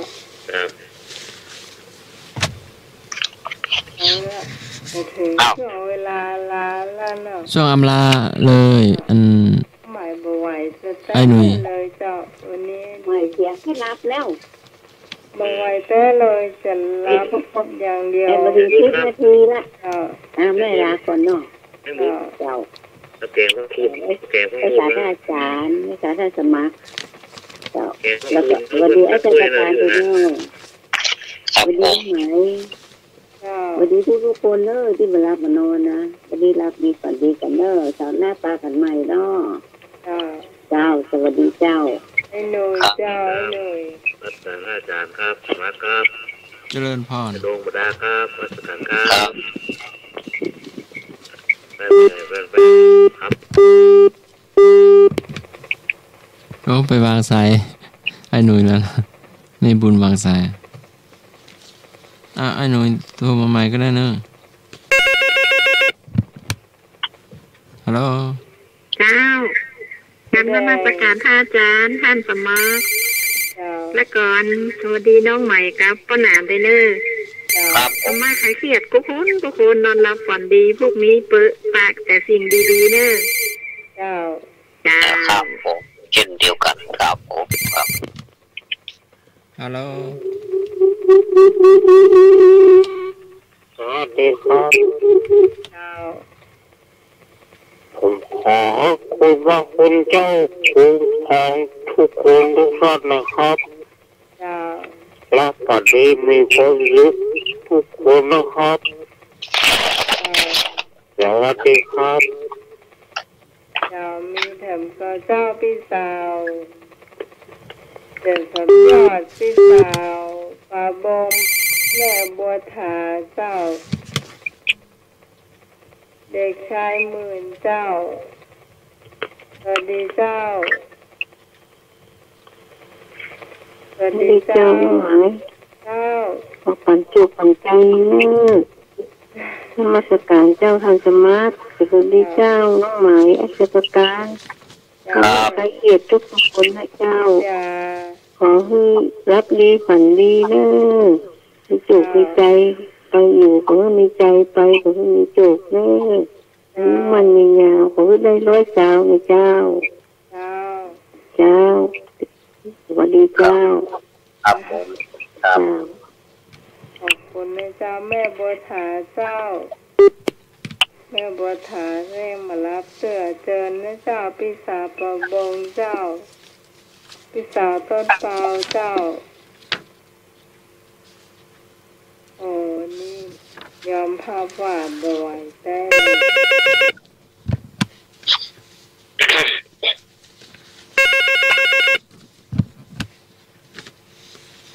ดีเจ้าดีเจ้าน้องหมายดีท่านรับนมัสการอาจารย์เป็นเจ้าวันนี้ก็นานโดยครับผมก็ร้องนานกับนานเนาะครับวันนี้ขอให้รับฝันดีนะเจ้ามันติดหน้าปากันใหม่ใครเครียดทางบ้านทุกคนเจ้าสุขสบายดีครับดีเจ้าเดี๋ยวไอ้ชาการปิดรายการเนาะเดี๋ยวน้องใหม่ขอก่อนก็แล้วกันนะเจ้าสำหรับวันนี้ขอบคุณทุกเสียงทุกสายที่มาช่วยกันสร้างสรรค์สีสันในรายการธรรมะให้เชื่อของเรานะเจ้าวันนี้น้องใหม่ขอลาคุณผู้ฟังทุกคนไปก่อนพบกันใหม่เสาร์อาทิตย์หน้าเจ้าวันนี้ขอลาคุณผู้ฟังเพียงเท่านี้ก่อนขอบคุณสวัสดีเจ้าคนอยู่นะครับไว้โบเอาไว้โบยุคสมัยนี้ท าไม่มีตังค์จะทำอะไรให้ระวังอย่าเสียงดังเพราะขนาดพระตีระฆังดังก็ยังมีเรื่องเลย ก็เรื่องนี้เป็นเรื่องของความเข้าใจผิดกันครับขอหันหน้าเข้าหากันดีกว่าแล้วก็ปรึกษาหารือกันก็ประเทศไทยก็จะเจริญประเทศไทยก็จะมีสิ่งที่ดีๆนะครับวันนี้มีอย่างคูคักตะกุกตะกักเป็นเรื่องของธรรมชาติของมนุษย์นะครับบางทีก็บอกเป็นที่พอใจของท่านใดต้องขอตัวเองโดยรวมแล้วก็คือมีความสุขกับการนำเสนอในด้านธรรมะก็ดีในด้านการสนุกสนานก็ดีนะครับก็ถือว่าเป็นพี่น้องครอบครัวกัน